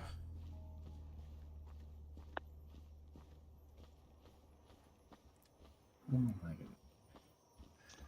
Actually, speaking of jokes you didn't get till you were older, so, you know how in a running gag with Rocco is that anytime someone calls Heifer a cow, his dad corrects them with, he's a steer. He's castrated, isn't he? Aye. When I explained that to my brother, he was like, that explains so much of why he acts the way he does. Yeah. Oh my God.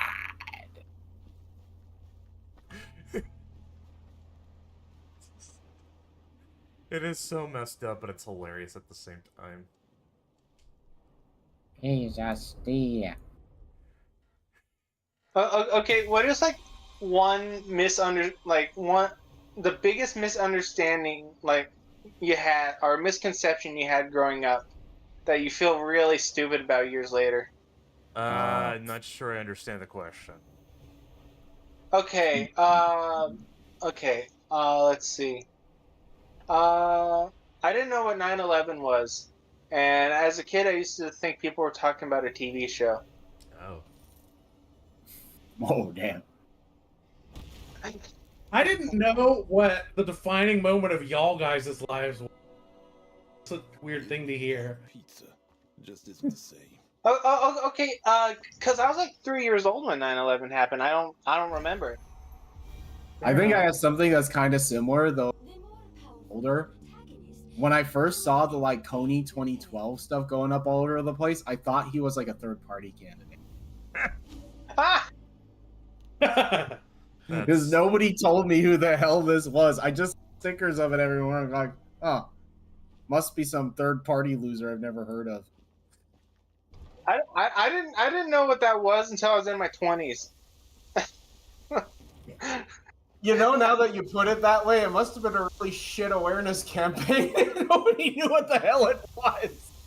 Yeah, it's like I never asked. Nobody else really knew what it was either. I kept seeing it around the school. Kept seeing it around my school. But nobody knew what it was. Nice job, guys. You made a whole awareness campaign and no one's aware of what it was. Pretty much, we just kept, they just kept saying it. Even though... 2012. Okay. Sure. What's that mean? I don't know. I don't know. Coney 2012. Again, God, just having because having a guy's name and then a year makes it sound like a candidate. Oh my god, it's like Now I get mattered anyway. It got everything they were trying to do got completely undone once one of their top guys was cut. Jacking it, San Diego. Oh my god. Yeah, it's kind of like the same way. Like, I didn't really know what the Wii U was when it was coming out because I don't know what was advertised for. So Wii U or only 2012. Wii U. Like when the Wii U was coming out, I thought it was like some sort of like, okay, because like at that point I had known like about like the whatever extension to like the Nintendo 64 was at the time. Like I had a vague idea, so I was like, oh, is that what the Wii U is? Like, no, it's like a sequel console thing. It's like, oh, I had a Wii U. I'm one of the few people that actually had one. That's actually where I first watched the Avengers, the first Avengers movie. On a Wii U. I actually watched it. Yes, I watched it on a Wii U. The second, when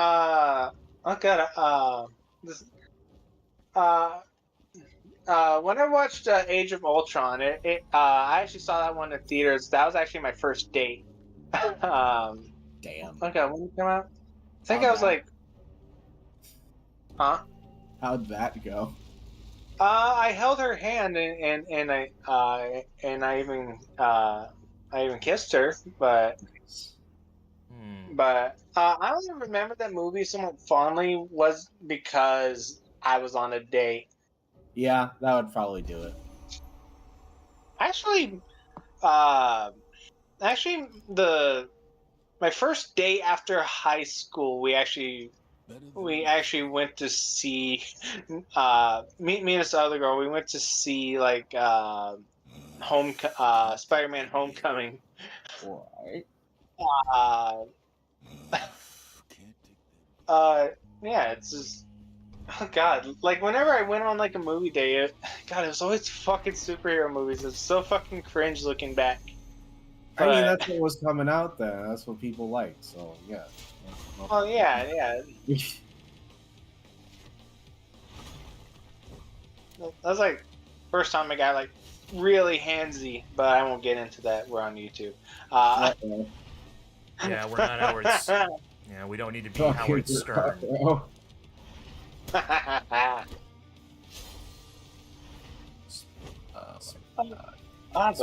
yeah, it's. Speaking of which, did anybody know Billy West used to work on Howard Stern? Billy West? Oh wow, no, that does not surprise me.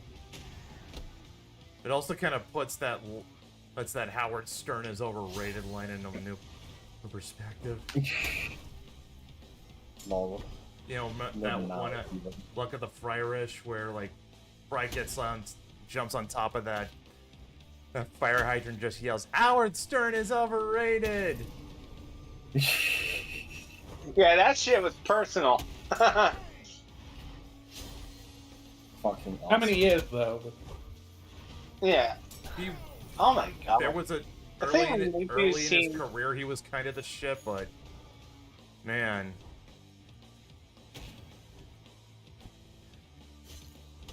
I think my nephew can quote. His name's Cole. He can quote like pretty much every line from Futurama because he's seen like every episode at least like 3 or 4 times. My brother got me for my birthday the complete box set up to season 8. So it's everything I've from got before the Hulu relaunch. Yeah. I've got the entire DVD collection of the original Teen Titans. Yeah, we've got all the seasons. God, that still bugs me that there's more that the original Teen Titans was on for like 3 years and Teen Titans Go is still going. After a decade. I don't need to contemplate the implications of that. Okay, yeah, it's like okay, that same 20-year-old I was talking about, no, she grew up with Teen Titans Go. She didn't really have an inkling of like what the original was. Yep. Okay, and she knew those kind of things got to me, so you know what she said to me one day just to fuck with me? She said, "What's a flip phone?" Because we were talking about what kind of phone. Well, I was talking about what kind of phone we had growing up. She's like, "What's a flip phone?" And I almost crashed out on her. She went, "I'm kidding. I'm kidding." I'm like, "Oh, you bitch." I mean, I grew up using a brick. Yep, me too. Okay. I think my first phone was a Motorola. And then a Nokia. I had one of them Nokias. One of them Nokia bricks that had Snake on it. Yeah, my first was a... No, Snake. As in the, like, 8-bit game about having a line eat itself. Oh, the game Snake. Yeah. Okay, my first 2 cell phones were flip phones. My third phone was one of those keyboard phones, you know, where it slides up. Oh, no, I know which one. Like a BlackBerry, but not quite. Yes, that's exactly what I had. I thought that was like the coolest shit. You had a BlackBerry? Yeah. Oh, wait, you had... Okay, so... Huh. I remember the BlackBerry sliding. I remember it being like a... I remember there being like a Boost mobile phone that had like the sliding screen. Yeah, it had the sliding. Yeah, it had the sliding screen. And it had the keyboard. I'm pretty sure that was some kind of Boost mobile phone. Maybe. Well, maybe. I don't know. It's been so long. Might not have been the. Oh no! And then it was later. I got my first smartphone. Mm-hmm.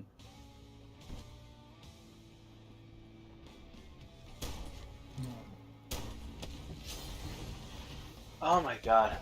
I'm like...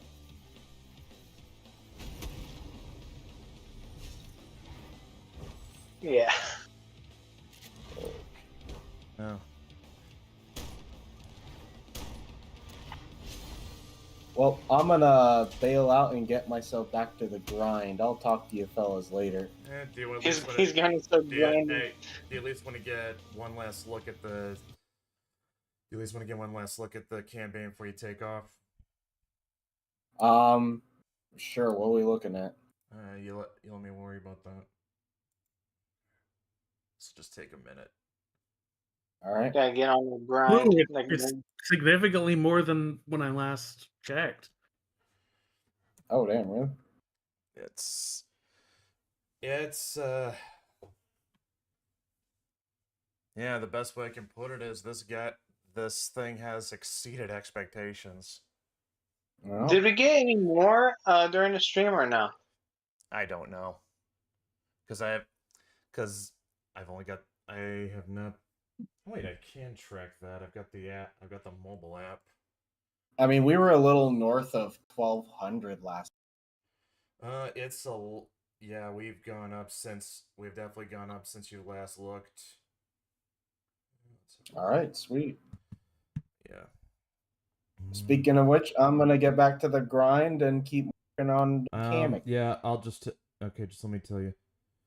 Okay, so yeah, $1,444, 35 backers, which is exactly where we were when we started this stream. All right. Well, I guess it did go up since I checked. So, all right. I'll see you guys in a bit. All right. See you. Yeah. Later.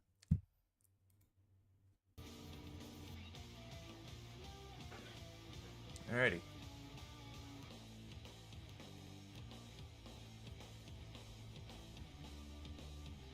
Right. You know, I am kind of amazed. I've not really talked that much about Hellboy when this is supposed to be a Hellboy stream. But then again, we could talk a lot more if Matt was in here. I definitely think there's a lot of fun to be had when you do go off like subject. It's like you know, look at like any sort of like I don't know. I mean, that was kind of half the fun of listening to Opie and Anthony, was just you never knew what the guys were going to talk about that day. Well, yeah. Look at like stuff like Oni Plays, where it's like, you know, they just go off on tangents and shit, and like insane like hypotheticals. And it's you know like, what? I can actually tie those two together. There, because last week Smiling Friends had Jim Norton on. Oh shit. Yeah. And I didn't, and it was almost a blanket. Okay. Neither of you guys probably listened to Opie and Anthony, but you guys do know Jim. Yes. You had me listen to Opie and Anthony once. Yeah, I gave you a bit from the show, but it was the Monster Rain. Yeah, but but there is a place where you guys will both know Jim from. Even if you never watched any, even if you never listened to Opie and Anthony or watched any of Jim's comedy. It's his iconic cameo in the first Spider-Man movie. Oh, yes! I know what you're talking about. Alabaster, are the gears in your head turning? Can you repeat that? So, you might not... the name Jim Norton might not be familiar, but I guarantee you've seen him. And you would likely know him from his iconic cameo in Spider-Man.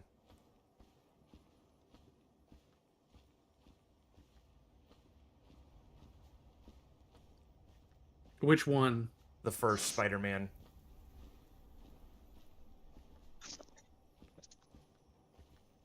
Is that the real name of Randy Savage? No. Okay. Alabaster, go type Jim Norton Spider-Man into YouTube. You'll know it when you see it. I know what you're talking about. Don't tell him. Let's let him find it.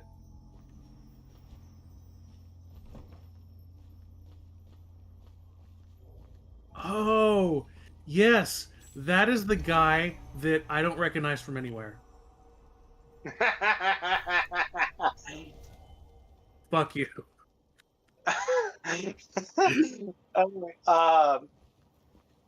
The cameos are really cool, like Lucy Lawless, you know. Like the cameos in like Sam Raimi's movies are always a treat. But yeah, for Smiling Friends, they got Jim in it, him in last week's episode. I've only seen episode 2 of the new season. I've only seen the bit where the only episodes of Smiling Friends are the ones I watched which wasn't all of season 1, but it was a few of them, especially the Halloween one. And the bit where the building inspector comes, and he's like, and Mr. Boss, we are so fucked. Like, and that's not even the best part of that. That's not even the best part. At the end, when he disappears in the dust or whatever. The best part of that, like he gets really up in Alan's face and he says, "Do you realize? Do you realize?" is quoting Bob Chandler. Like, holy shit. Because Zach is upset. Zach is obsessed with that video.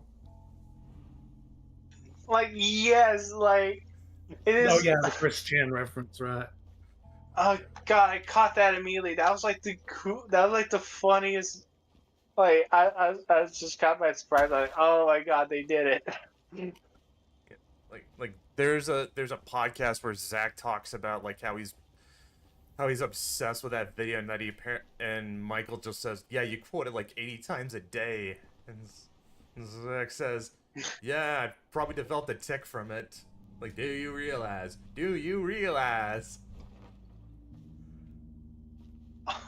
Like, oh my gosh, like that video lives rent free in my head.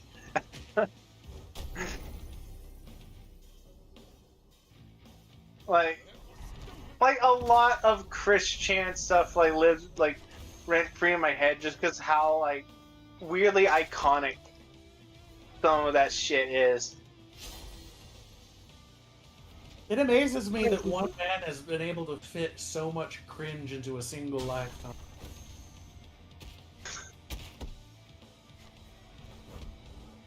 God, it's just like it takes an exceptional like that is not just autism right there. That is like, cause like I'm on the spectrum too, but really like that. Go fuck yourself. But but oh my god, but it's like, yeah, it's like there is no defining like what Chris Chan is. Yeah, because like I mean I've known autistic people and none of them are him. None of them are as gullible as him. Like there are some that are really gullible, but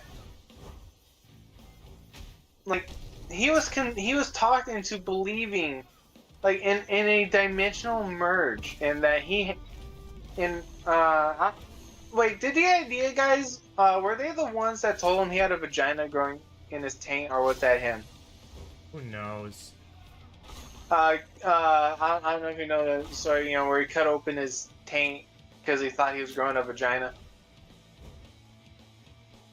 Hold up, I might actually. One of the things I find fascinating about Chris Chan is that interactions that are so innocuous that most people would forget about them 5 minutes later become like life-changing experiences for him. Like when he meets that animatronic thing in the store, and that's where he gets his name Chris Chan from. Yeah, it's okay. It's like that to like a small extent when you meet like a celebrity. It's like, you know, they're gonna forget it, but you know, it's like, you know, you just met like you know, I remember everything when I met like Nichelle Nichols. I remember that. I got it.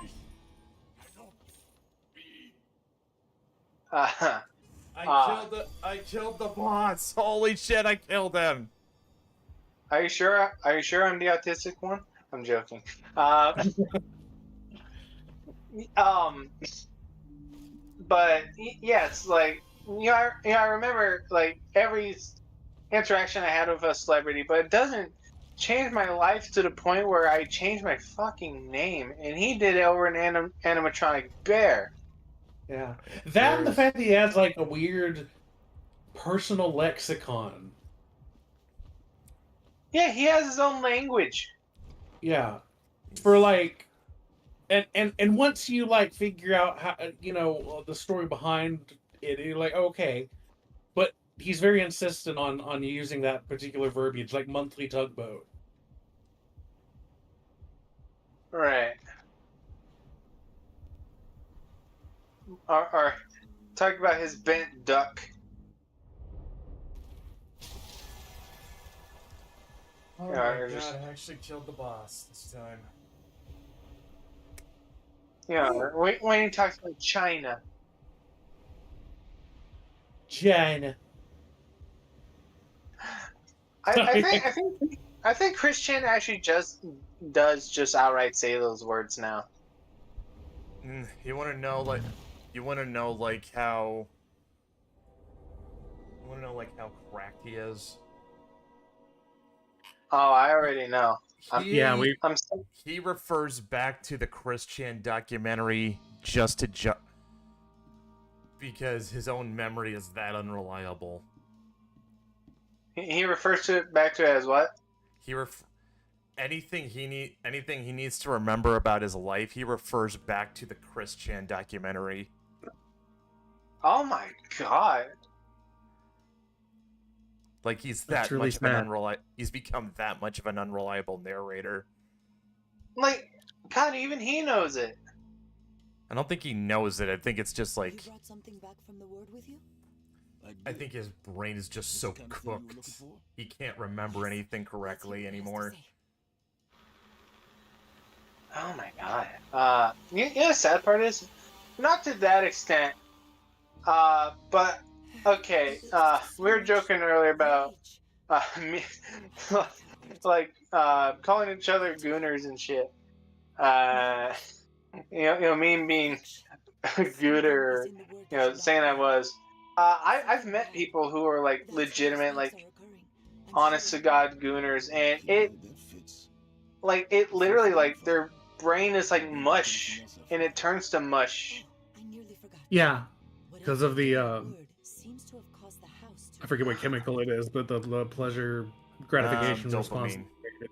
Yeah, dopamine. It just like you can come back with it, but it takes a lot of willpower and a lot of time. Okay, yeah, it's like okay. I got like there's this guy I know, like I met him. He was, you know, he's kind of a space cadet. And it's like okay, you know, it's kind of a space cadet, a little bit of a gooner, but like over the years, he got more and more like just out there, and it's like dude became hard to talk to because, you know, that's all he talked about, and like then he like transitioned, but it's like. And now there's a new But entrance to the WYRD. It was literally out of like. There's a spike out there, so the job's not done. You know, wasn't because of any. I don't know of any real dysphoria, but because of like strictly this dude's fantasies. Ugh. And it's like okay, like porn has literally ruined this dude's brain. You should see what gambling can do to people. Oh yeah. God, see a Counter-Strike alone has turned so many kids into gambling addicts as young as 12. Oh my god, it's like, okay, it's like. Now, just for clarification, I am not saying the game. Just for clarification, for the benefit of those listening, I am not saying Counter-Strike, the game itself, is responsible, but just more in line with all the third-party casino sites. It's that profit that we're profiting off the gambling of skins in the game. Yeah. Well, yeah. People that committed suicide when they redid the marketplace, and I'm thinking, this is what it means to build your house upon sand. I mean, that's the biggest analogy I could probably go with it. Yeah. That's also something worth. I'm also glad you brought that up because like Valve actually did update the game, so like now the speculation market around all the skins just is completely broken now, which is great. But yeah, like this was a problem the game had for years because of the gambling sites. Oh, okay. It's like, it's like you know, sort of going back to like addiction. Yeah. I understand, you know, the sort of the like Gooner sentiment, but it's like, I swear to God, it's like everything now. It's like, oh, this is Gooner bait, or it's a bipartisan thing. You see both sides being anti-Gooner. It's like, but I get it at the same time, because it can be like I've never had a problem with any addiction like that, but I've seen it. But it's like, but calling everything like, fucking Gooner this, Gooner that. It's like, no. So he sent them to the Yeah. Crusades. Well, what's He would send reinforcements. what was his, what's the But he guy's left name? them to fight against overwhelming odds. Guy who discovered It is said that the gravity. soldiers' souls returned Newton's third all law of physics. bringing What's death the third law of physics? So I'm dealing with Right. Satan worshiping king and some pissed off Right for every action there's an equal and opposite, Reaction. Yeah. So, yeah. Also, by the way, I figured out why we don't see any of the usual Hellboy side characters in this game. Do they not have the rights to them? No, it's because this game is set in like 1982. I think you might be on your own there, Max. Oh. Mignola said one of the smartest, dumbest things he ever did with a character was he had Hellboy be born in 1944, but the first published story took place in 1993. So he had this massive gap of time he could essentially fill in with anything he wanted. That's actually a good idea, yeah. Well, it wasn't even something he planned. It's just something it was just something he happened on completely by accident.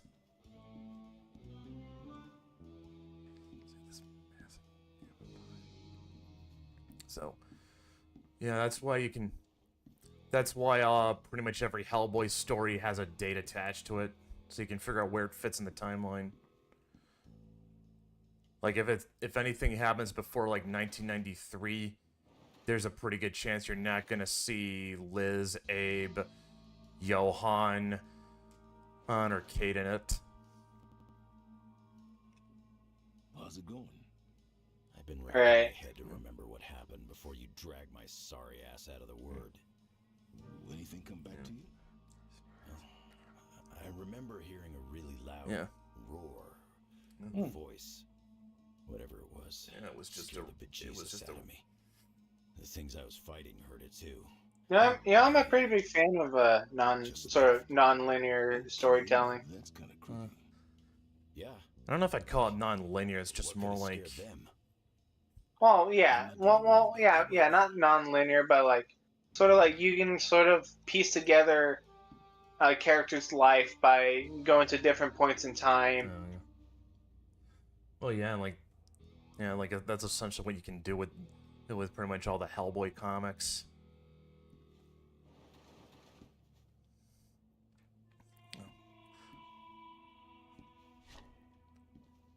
Alright, let's see what the next world is, speaking of which.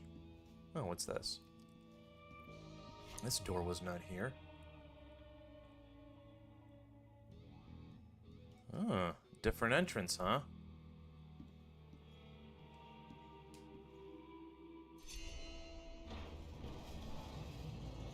Let's see where we're going.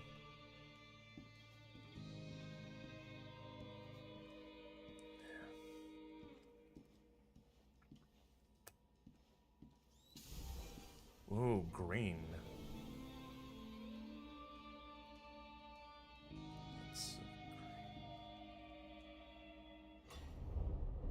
Let's get this thing going. Yeah. We were talking about smiling friends earlier. Do you know what scene is like more disturbing? With additional context. When like Mr. Frog like pulled Pim's hair, but you later learned that it was actually an exposed nerve ending. Yeah. That's like 50 times more. Like, ow. Oh god. Did you actually see like the latest Mr. Frog episode? I did. Oh god, like they had the dude. Oh god, what was he from? Wasn't he like from like Creed from The Office? Yeah. It's like they got him, but they had him shirtless just wearing like shorts, painted him in green, but he gave an Oscar-winning performance. Or, well, in this case, an Emmy-winning performance. Or yeah, like daytime Emmy. Yeah, like an Emmy-winning performance. Like, okay, I think what I liked about that is it plays into to that sort of like anti-humor. Like that is exactly something you would see, like in like an old Adult Swim sort of show, where it's like it's not the show becoming serious or anything. It's like it plays into that sort of like anti-humor type. It does something completely out. It does something you wouldn't expect at all. Well, yeah, but it like completely fits. Because they got a live action, because they had it in live action, just it's like that's like one of the only shows that can like do that and it works. Honestly, I felt more emotion. Like I connected with that scene a lot better than like any sort of modern adult show tries to do. You know what I mean? It's like oh, like look, Rick Sanchez, he's miserable. Like it feels fake. You know what I mean? But like it was so weirdly absurd in Smiling Friends that it actually circled back to being like I would say rather profound. I think the reason why it works in Smiling Friends is because Smiling Friends is episodes are like only 10 minutes and it's long. The jokes never overstay the bits never overstay their welcome. So like they have to be like quick and yes, I know how to. So like they have to. So the jokes have to have sort of this rapid fire pace to them, like because they've only got so long before the runtime is up. Well, yeah. It's like definitely Zach and Michael. They like when it comes to writing, they have it. Like, well, them being on Newgrounds, they basically cut their. Well, I don't know about Michael, but Zach. I mean, because Zach was on Newgrounds, so he basically spent most of his career making jokes that were sharp, quick, and to the point. So that's something he understands very well. Yeah, it's like, and like he, it's like people from that era and people younger, they can kind of observe like the shortcomings of like, like shows like Rick and Morty made by like Gen Xers, Yeah. It's like you can tell when a show is like. Or oh god, even before that, like the shortcomings of like a lot of adult TV shows, and I think like Zach and Michael can kind of see through that. You know what I mean? Well, like I think it's more, and that's how it works. Well, I think it's more like Zach and Michael just know how to talk to their audience better. Well, yeah, that too. Yeah, it's like, it's like all the problems you see with like adult animation. It's like all the problems are like non-existent in Smiling Friends. Like, yeah, another guy who is one of the writers on the show said that they set up every season to basically be like an end for the show, just in case they don't get renewed for another season.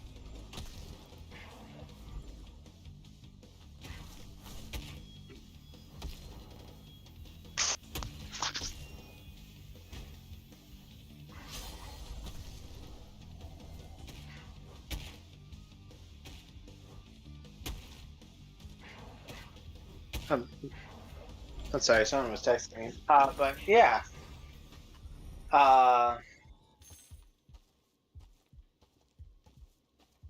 Yeah, it's like oh god, it's like, what season is like The Simpsons on? Like, fuck, like season 30. 35. Something. Simpsons has been on the air as long as I've been alive. Oh my god. Like, yeah, we need to find the Simpsons phylactery or all of its Horcruxes or something. No, like the something that I feared would happen has ended up happening. The cast could literally all drop dead tomorrow, and they would just keep going using AI voices. They've got 30 years worth of material to train AIs on. Would you even be able to tell the difference? Right. I don't know, man. I just know that... Well, actually, I don't know. I haven't looked at their financials. Is that show even getting viewers anymore?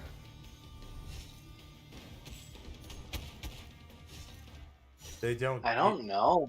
But maybe it's a case of if The Simpsons were to ever end, even if people don't watch it anymore, the fact that Fox isn't carrying that show on their network would damage their brand. Yeah. Yeah. Oh my god, but the show was already stale by the time I was born. Yeah. It was getting to the point where it probably could have wrapped up around the time you were born, and it would have been solid. Fuck. I mean, it was starting to go downhill, but those few seasons between those few seasons before the movie, they were still good enough. I definitely think the movie was the point where yes. Oh yeah, it's like the last hurrah. The last time the original writers got together. Absolutely. It's like okay, yeah, it's like okay, ended there. No, they're planning on making a sequel in 2027. To what? They're making another Simpsons movie. In 2027. Marge's voice actress can't do the role anymore. I mean, she is doing it, but it's Julie not Like, I saw a recent clip, and once I heard Julie Cadder's performance, I'm like, good God, let this woman stop. Yeah. Who voices Ned Flanders? I think that's Harry Shearer. Yeah. Have you heard him? You can tell he's old. Like, he doesn't sound like Ned anymore. It's heartbreaking. It's like, okay, it's like, I just think it's ridiculous that, for one, to keep these actors on for so long, but two, when Mrs. When her voice actress died, they just killed off the character. I always thought that was annoying. I mean, it was the right thing to do, at least. Well, yeah, but it's like, okay, so what are they gonna do when any of the main cast dies? Like I said, they've got 30 years of material. They could train some AIs to replace them, and I doubt anyone would really be able to tell the difference.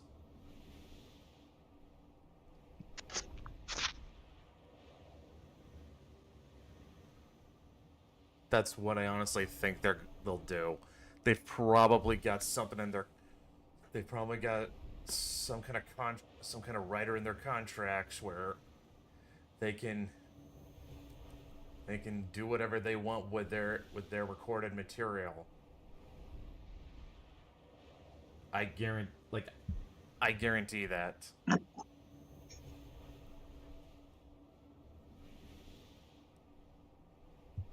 Okay, like what's his face? Okay, I hate to bring up like fucking Family Guy, but at least they got at least when they swapped. Wait, no, I don't even have to reference Family Guy. Like when they swapped out voice actors in The Simpsons, like they didn't like kill off the character. Okay, but they only did that for, you know, Carl. They did that for Carl and the doctor dude. Dr. Hibbert. Yeah, you know, they got like Kevin Michael Richardson, you know, Okay. but it's like, okay, but they didn't do that for. I think they're doing it for Millhouse too, but they didn't do that for like Edna. It's like, okay, I get it's. I probably get it's like out of respect, but it's like there's got to be a point where you know you kind of expect this kind of thing to happen. I don't know.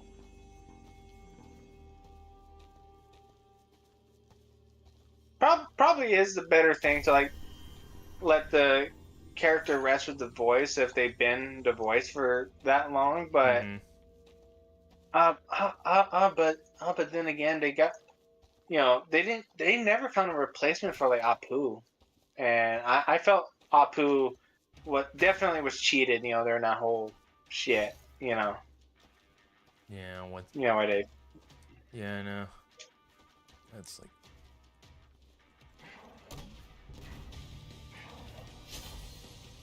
I'll never forgive Addy Shankar, or however you pronounce his name.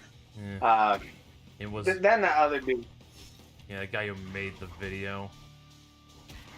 Yeah, I'll never forgive that asshole. Cause I was Apu was cool. Like, you know, he was like the most well-rounded, hard-working character. Like. Yeah. So, am I fighting a werewolf or a were-rabbit? Because I cannot tell the difference. Man, bear, pig. No, I'm just joking. Like, this thing's got huge ears like a rabbit, but...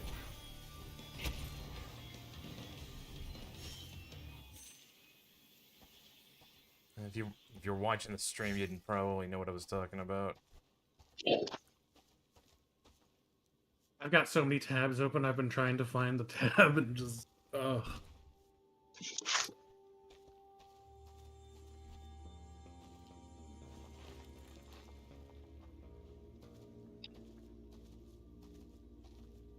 At least we finally got to another part of the game.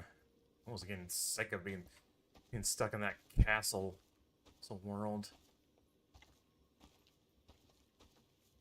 Admittedly, this is one of the reasons why I never got into the Hellboy comics, is the art style does not call out to me necessarily. Dude, that art style's sick.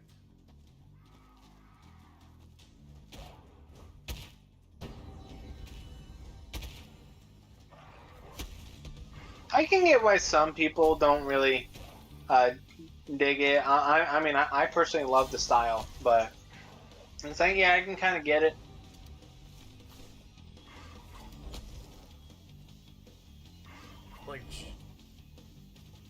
Like I don't have to agree to get it, you know.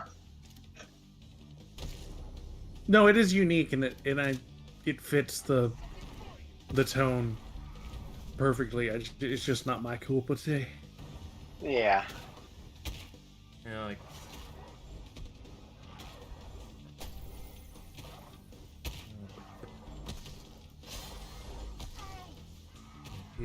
People who want to make horror comics really ought to read The Corpse. That thing is like a masterclass in how to properly tell a horror story in a comic book.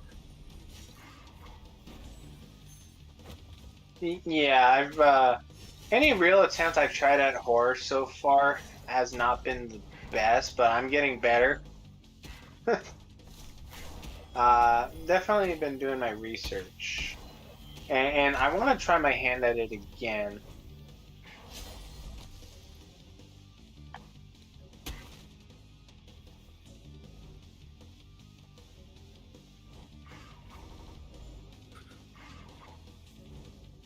Oh, you are a slippery little bastard.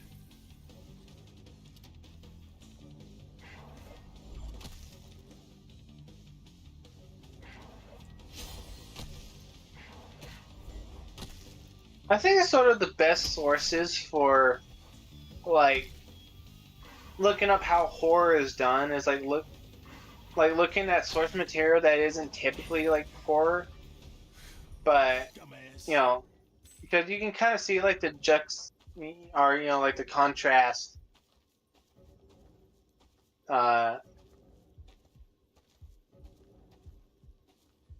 Actually, a really great way I've talked about this before to like sort of pick up on something is when like you kind of know like how it's supposed to be done, but you see something wrong, done wrong, and you sort of get a better idea of how you would do it. Yeah, I've talked about this before, where yeah, you. I try to learn from people who know more than me. Well, I try to learn from like missed opportunities. Like, okay, I'll give an example. I play like the Tom Clancy like Ghost Recon games. Like I thought there was gonna be a much deeper story to like the most recent one, like Breakpoint. Like, I thought it was gonna be like this cool narrative about conflicting ideologies. Like, and no, it's a fucking nothing burger. And a wasted use of John Bernthal. Complete waste of talent.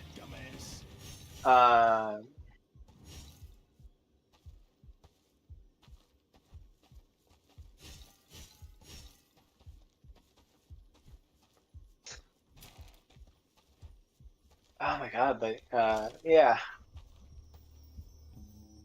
You look at the missed opportunities and think, okay, that idea of what you wanted it to be, it's like, okay, that's your idea now. Go do it. As,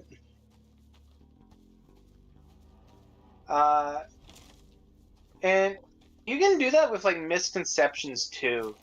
I think I talked about this also, like sort of what I thought like Ghost of Tsushima was gonna be.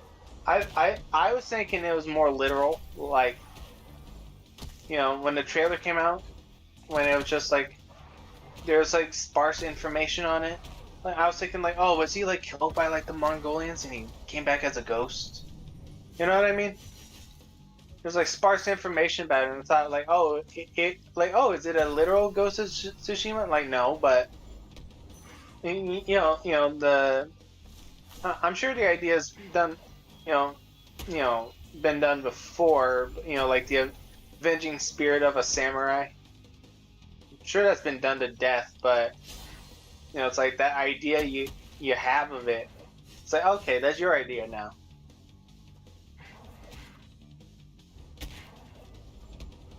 Am I making any sense? Yeah. Yeah.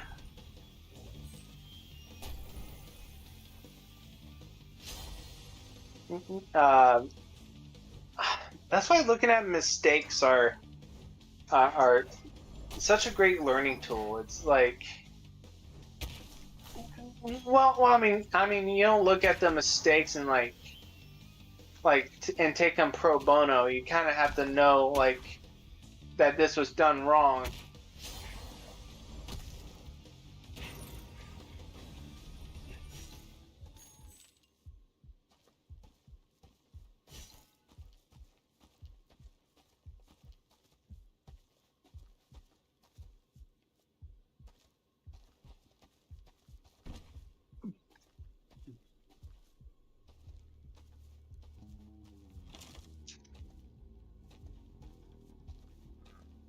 Grab that trap already.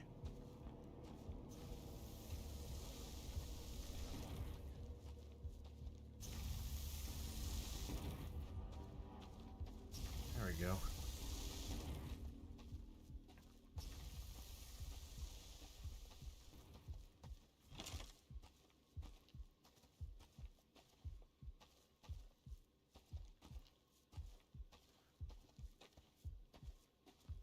Let's see.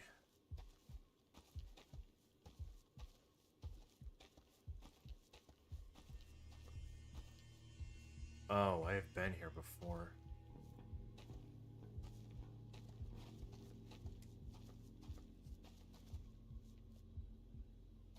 Alright.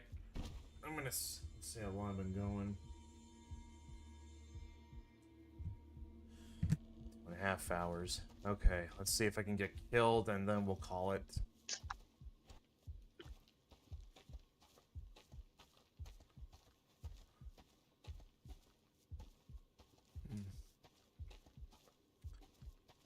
This is gonna be a little frustrating because I'm not even sure where it's supposed to go because they don't even give you a map here.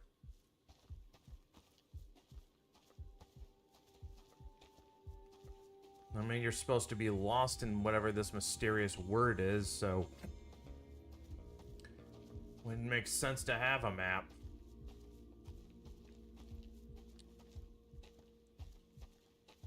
Alright.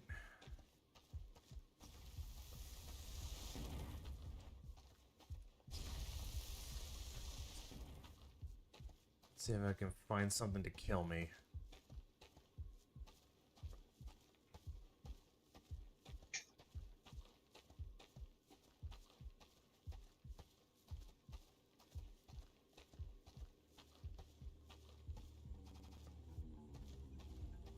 Door. Perfect.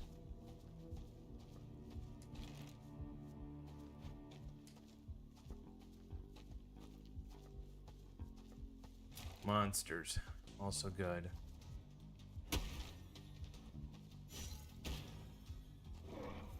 Holy shit, he's huge.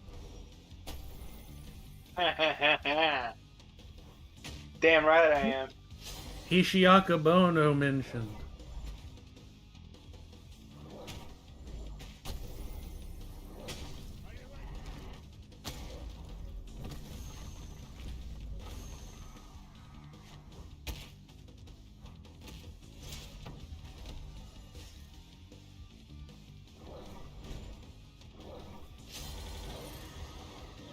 And I killed him. Holy shit.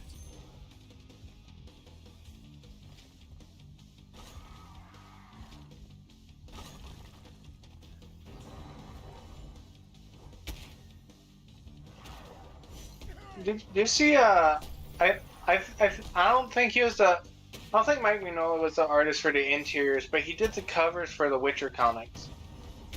Really? Or at least, yeah. Well, I mean, like, I think he just did. Yeah, Mike Mignola's done a lot of. I mean, Mike Mignola's even contributed character designs to Batman the Animated Series. Well, yeah, yeah. Like Mr. Freeze's look, that was his. Yeah, that makes sense. That definitely screams Mike Mignola.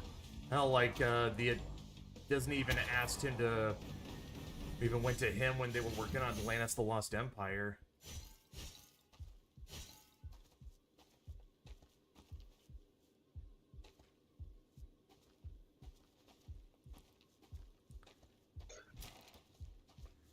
Like all the. There's definitely a lot of crossover. Actually, there's a lot of games that like came out that like always had like a Todd McFarlane like design, like like Necron in Soul Calibur 2. Or there's an outfit in Assassin's Creed Unity that was designed by Todd McFarlane, and it's like the coolest outfit in the game.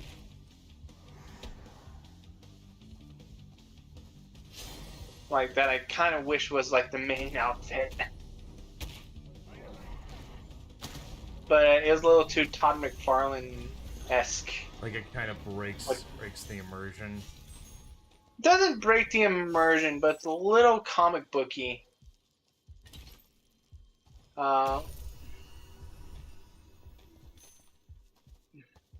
I would say they were going for, I mean, they were still sort of going for that like authenticity, and it was sort of, I would say it was over designed, but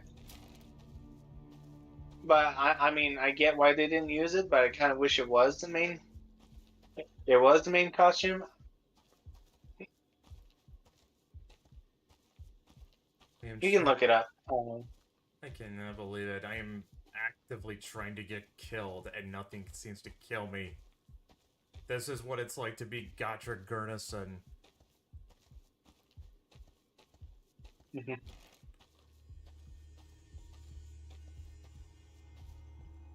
Oh, Brett, I finally decided I'm going to start reading the Gotcha book. Huh. By which I mean I'm going to start reading what they're based off of, which is Fawford and Grey Mouser.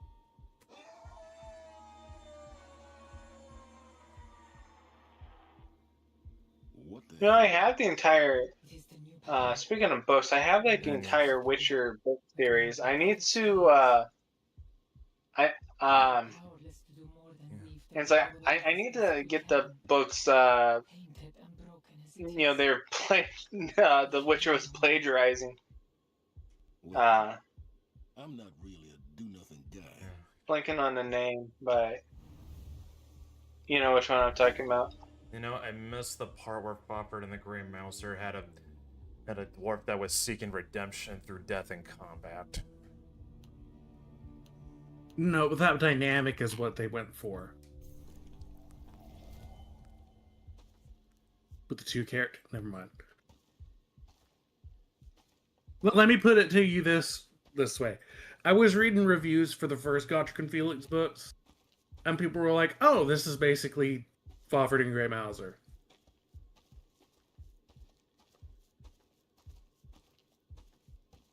Yeah.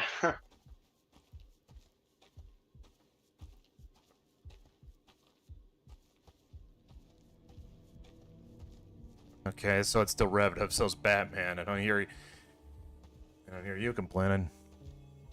Hey, I'm not saying I'm not eventually going to move on to Gotrek. I'm just saying I'm going to start with this one first, and then probably move into Gotrek and Felix. Okay, it's okay. It's like there's like okay, like plagiarism is you know it's like it's sort of a messy sort of topic because you know people's like definition of like what plagiarism is sort of varies. Yeah. You know, it ranges from a little to a lot, and it's like okay. Plagiarism is when you try to pass off somebody else's work as your own. Yeah. Well, yes. I mean, that's the literal definition. But okay. It's like, let's see, Attack on Titan and Claymore. Like they both have the same plot twist. It's like how much of that is inspiration, and how much of that is I mean, that could also just as easily be coincidence that they just happen to have the same plot twist. Like, it's a very, very hyper-specific plot twist that most people who know are like, oh shit,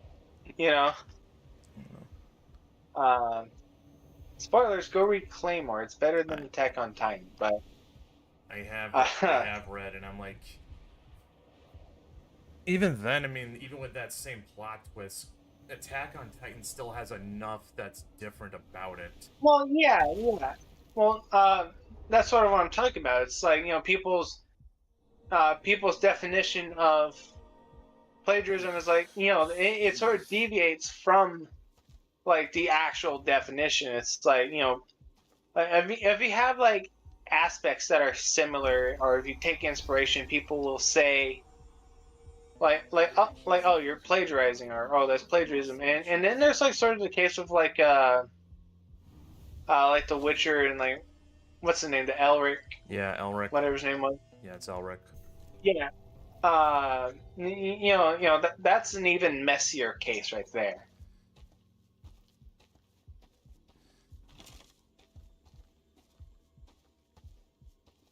I mean, I think the fact that Moorcock hasn't really chosen to do anything about it, and it's kind of puts the whole thing to bed anyway. Well, yeah. I mean, fuck, he could have sued Games if he was gonna sue like the guy who made Witcher. He could have sued Games Workshop. Like they've literally got Chaos. us as an antagonist. They've even Chaos's logo, the star. Yes, that was something he created. Yeah, like they like it's easier to list the things Games Workshop hasn't stolen from. Chaos, like the Chaos magic thing. The Space Marines are literally just the mobile infantry from Starship Troopers. With some... They have, like, the drop pods and power armor and everything. I mean, they're superhuman, so, you know... That's... But yeah, like... And, I mean, like, even the... Or, like, how the Imperial Guard just rips off the Colonial Marines and Aliens and the Mobile Infantry in the Starship Troopers movie. Again, that's more of a Space Marine thing, but... And actually, I think they had the designs for the Cadians movie, but I may be wrong about that. Or how the Emperor is basically ripping off Dune. Or how the... same thing with the Astrotelepathica. They're very similar to the way space travel the happens navigators. They have navigators. Yeah. Or there's also and they're not the only ones that do this. I think BattleTech does this Comstar as well, but the Mechanicus. That's very much based off of a science fiction novel called A Canticle Leibovitz. Yep. Yeah. I mean, Tim Kaine even said they borrowed that for the Brotherhood of Steel. Yeah. But yeah, like I said, when it comes to Games Workshop has nakedly stolen stuff from other people. Not even tried being Which is why it's so ironic that they're so litigious with people infringing on their trademarks. Yeah, I know. Like, yeah, it must be really nice lobbing hand grenades from that glass house of. It's like, it's like, yeah, I guess so. When it comes to Games Workshop, it's easier to list the places. It's easier to list the things they haven't stolen from. Like, it's easier to name the things that are actually original. Like the Skaven are one of the few original ideas they actually have.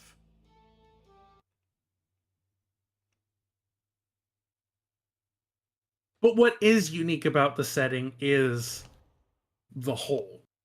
Yeah. It's that all these things are in one setting. And I will credit where it's due. Like they did find a way to make it. They stole from everybody, but they found a way to sort of blend it all together and make it original. Like, mm-hmm.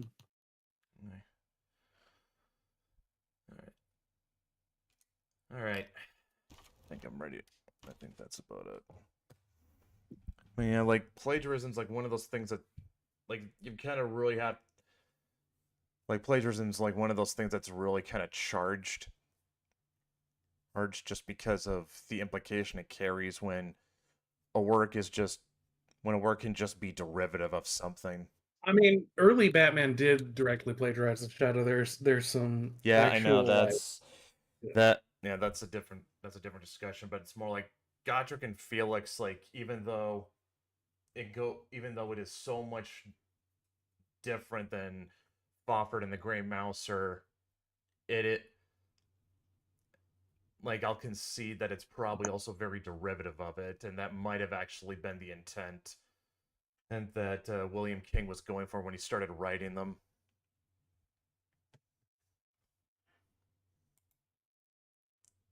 Why am I God, this thing is frozen.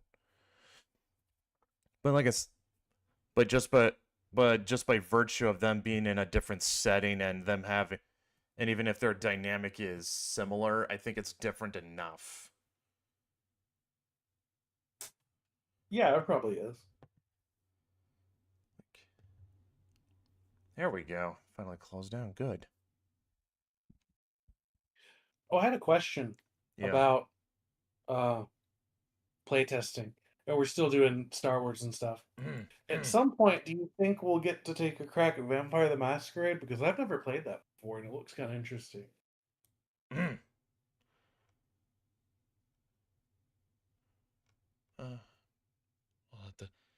I'll have to get back to you on that. All right, let's okay. Final look at the. All right, one final look. Final look before we. One final look before it closes tomorrow.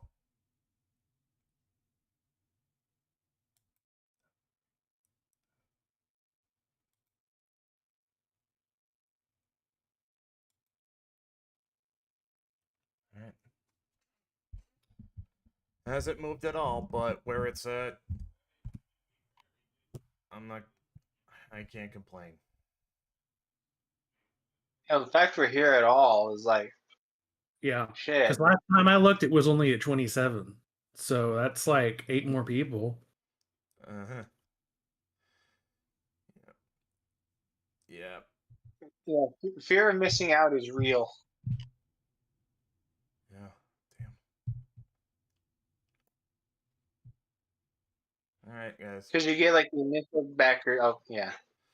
Yep. All right. Yeah. So yep, this is. Unless everyone all of a sudden decides to cancel their pledges tomorrow, I don't think we have anything to worry about.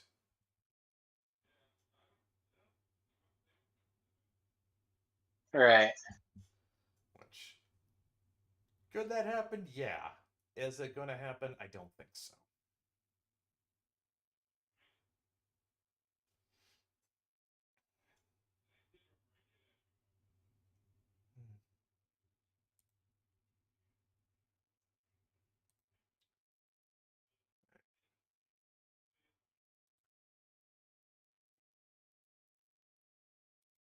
So, went really quiet. Anything?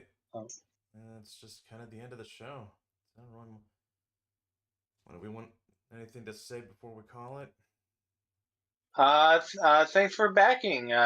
Whoever's watching, if you backed it, thank you.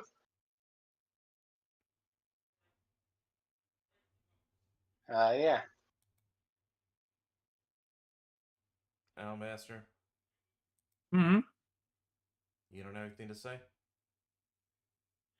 No, just this is a great opportunity for anybody listening to get involved with Mythoverse because the story. That's actually one of the things I mean, aside from the actual book releasing, is I think the coolest part about these Kickstarters is that it's like you don't have to take this leap into the unknown. You can actually get acquainted with what's happened so far. Mm-hmm. Yeah, it's like we give you stuff to catch up on too, so you don't have to be completely in the dark or anything. It's just in time for Crimbus, so if you want to get something for the holidays, it's great. I mentioned this on a Twitter post. If you're bummed about the fact that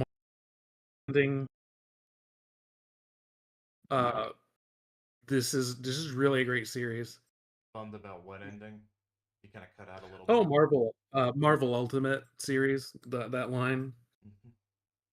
Ultimate Marvel, whatever they want to call it. Yeah. They ended it? Yeah, apparently. They're ending it, yeah. Oh my god, that didn't even last as long as the original Ultimate Universe did. And it was making money as far as I know, but they're free to make whatever decisions they want to make, I guess. Hey, they pretty much can, and Disney's running the checks now. And we're free not to buy it, We're free to buy whatever we want. But anyway, this has a little something for everybody.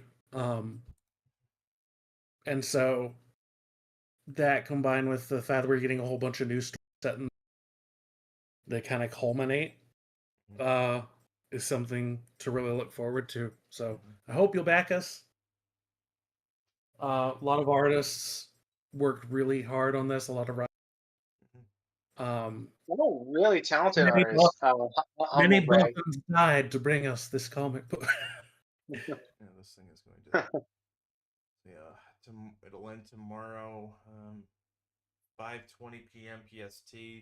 So by the time I get back from work tomorrow, we'll see what we finally ended with. Alrighty. All right. Probably we'll see what happens. Don't know if I'll do another. Don't know if I'll have another stream next week. But we'll see. Maybe I will. I've got a couple. I still got a couple games I could try out. But most of the attention's gonna be, most of attention, time, and resources are gonna be focused towards getting this thing finished. All right. Okay, with that, I'll just say thanks to everyone who backed this, made this thing more successful than I think any of us could have imagined it would be. Yep. Right. I would have only said I couldn't stream this on the during the final hours of it, but work with what you got. And I mean I meant what I said. I'm gonna make sure this thing gets updated every week. I will hound these guys to give me something so I can put anything on the Kickstarter. It will never, like, until production is done, there is never not going to be a week where there isn't enough. There will never be a week where there is no update. Yep. Absolutely. Right. That, I think we will call it good. See everybody next week. Bye. Bye-bye.